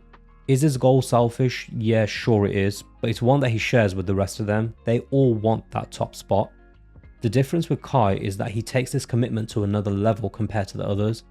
He had to go through so much throughout the series, and when you factor in his backstory and everything that happened with Voltaire, the spotlight he was given in this final chapter was well deserved, especially in that second half. And while we didn't get much time with Brooklyn, he does deserve a mention too. A Beyblading prodigy who'd never lost, never practiced, never struggled. Watching him unravel after Kai defeats him was fascinating character work. His breakdown and eventual redemption in the last episode added some depth to what could have been a one-sided final boss. I like that Ray really got to shine this season. He's someone easily forgotten about since he's the most balanced of the bunch, so no particular thing stands out. His overall performance in the previous seasons left a lot to be desired, but this season confirmed that after Tyson and Kai, Ray is the third strongest of the group. His matches with Kai in episode 19 and Tyson in episode 32 proved he's right there at their heels. Even that battle against Crusher in episode 43 where he technically lost on a technicality, but he was clearly the stronger blader. Max being paired with Rick was well done. The partnership worked because of the friction, not despite it. Rick's abrasive personality and aggressive playstyle constantly challenged Max's defensive philosophy, forcing Max to question whether his approach was holding him back. Their development together, especially when Rick takes Max out in episode 45 before the Mistel match to remind him to stay true to himself, was some great character work because it actually shows how far Rick has also come. Max's arc became about validation, proving his defensive style was just as legitimate as any offensive approach. Also got to give credit to Kenny and Hillary for their contributions this season. Kenny creating the hard metal system when Boris blocked access to parts was clutch. He was literally the only reason the team could compete at all in the second half. Creating an entirely new Beyblade system from scratch to circumvent corporate control is no small feat. And Hillary staying by Tyson's side when everyone else split showed the kind of loyalty that doesn't get recognition but matters just as much. Her unwavering support when Tyson struggled with isolation was vital to keeping him grounded. For those who don't know, Dizzy was an English exclusive edition, a bit beast that made its home inside Kenny's laptop that was basically a character in and of itself. She and Kenny constantly communicated to work things out in battle was something I didn't know I'd miss until her absence in G-Rev. That said, from a character development perspective, removing her did give Kenny more of a chance to shine because she'd often do the legwork in previous seasons. Without Dizzy handling calculations and analysis, Kenny had to step up more himself, which makes his achievement of creating the hard metal system even more impressive. Tyson's arc in the first half was interesting. He's unable to perform because his friends left him, but he solved this by coming to the realization that he's the champ, and as the champ he must be ready to face all challenges, because after all it's natural for everyone to be gunning for his title. But then his motivation of being the world champ becomes what prevents him from performing well later on, like in episode 28 against F Dynasty, when he's so in his head about maintaining his status that he forgets why he started Beyblading in the first place. It's a realistic character flaw that gets addressed. F Dynasty's arc was good too. Loved how in episode 27 Raul really stepped up and helped carry the team when Julia was struggling. The main flaw of the original series, especially highlighted by this last season's stark departure from V-Force, is one it shares with another popular anime, Pokemon. Although Pokemon's original run lasted far longer, it's apparent that both animes' priority was to always service their merchandise and games. I'll give it to Beyblade in that unlike Ash Ketchum, the characters aren't always resetting every season, and there's definitely development happening over the course of the 3 seasons. The problem Beyblade faced was one of an identity crisis, evident in the different formulas used across all 3 seasons. At the core of the issue was the synergy of the Bit Beast, particularly around the 4 sacred ones, integrated into the tournament sequence backdrop. You can definitely make the case that V-Force went way too heavy on the focus on Bit Beast to the detriment of showcasing the actual Bay battles, and that G-Rev went way too heavy on the tournaments while largely omitting Bit Beast entirely. Why the producers went back and forth between one extreme or the other versus just using both of them like the first season did, I'm not sure. One thing is clear, they did make the decision to remove the Bit Beast entirely from the franchise when the series was eventually rebooted. Was this driven by declining toy sales? I know I purchased Beyblades based on my favourite Bit Beasts, but also no, I don't speak for all kids during that time. Another area where it's hard not to feel disappointed is the wasted potential of several established characters and teams. Established teams like White Tiger Rex felt entirely useless in this final run, getting sidelined when it's clear they had so much more to offer given their skill sets. And the same goes for the All-Stars. Michael didn't win a single match this entire season. Lee's underperformance throughout the season was tough to watch, because he used to be a force to reckon with in season 1. And while his partnership with Ray had meaning for Ray's development, Lee himself felt like he was treading water rather than growing. Tyler was also significantly weaker than when we last saw him, and I understand that Tyson and the others have leveled up considerably since then, and Tyler doesn't have the cybernetic enhancements he had before, but still it sucks to see a once imposing character like Tyler be relegated to just another seemingly average blader. Though, to be fair, that Daichi vs Tyler match was fire and ended in a draw, showing Tyler still had some bite left. And then there's the Majestics. They were once world champion caliber bladers, a team that made initial light work of the Bladebreakers when they first met. Seeing Robert, who whooped Tyson right before the World Championship finals in Russia, only to then lose to Barthez Battalion in episode 13, just came across as the writers using the Majestics' loss as an example to demonstrate the threat of that team, when in actuality they weren't really much of a threat at all after their ability to cheat was taken away from them. The wasted potential of Daichi also stings. He could have been given a good story on how he acquired Dragoon. I understand why that wouldn't work, with the Bit Beast essentially axed from the main plot. There's no origin story to tell. But man, imagine if we got to see how he came across the 5th Sacred Bit Beast.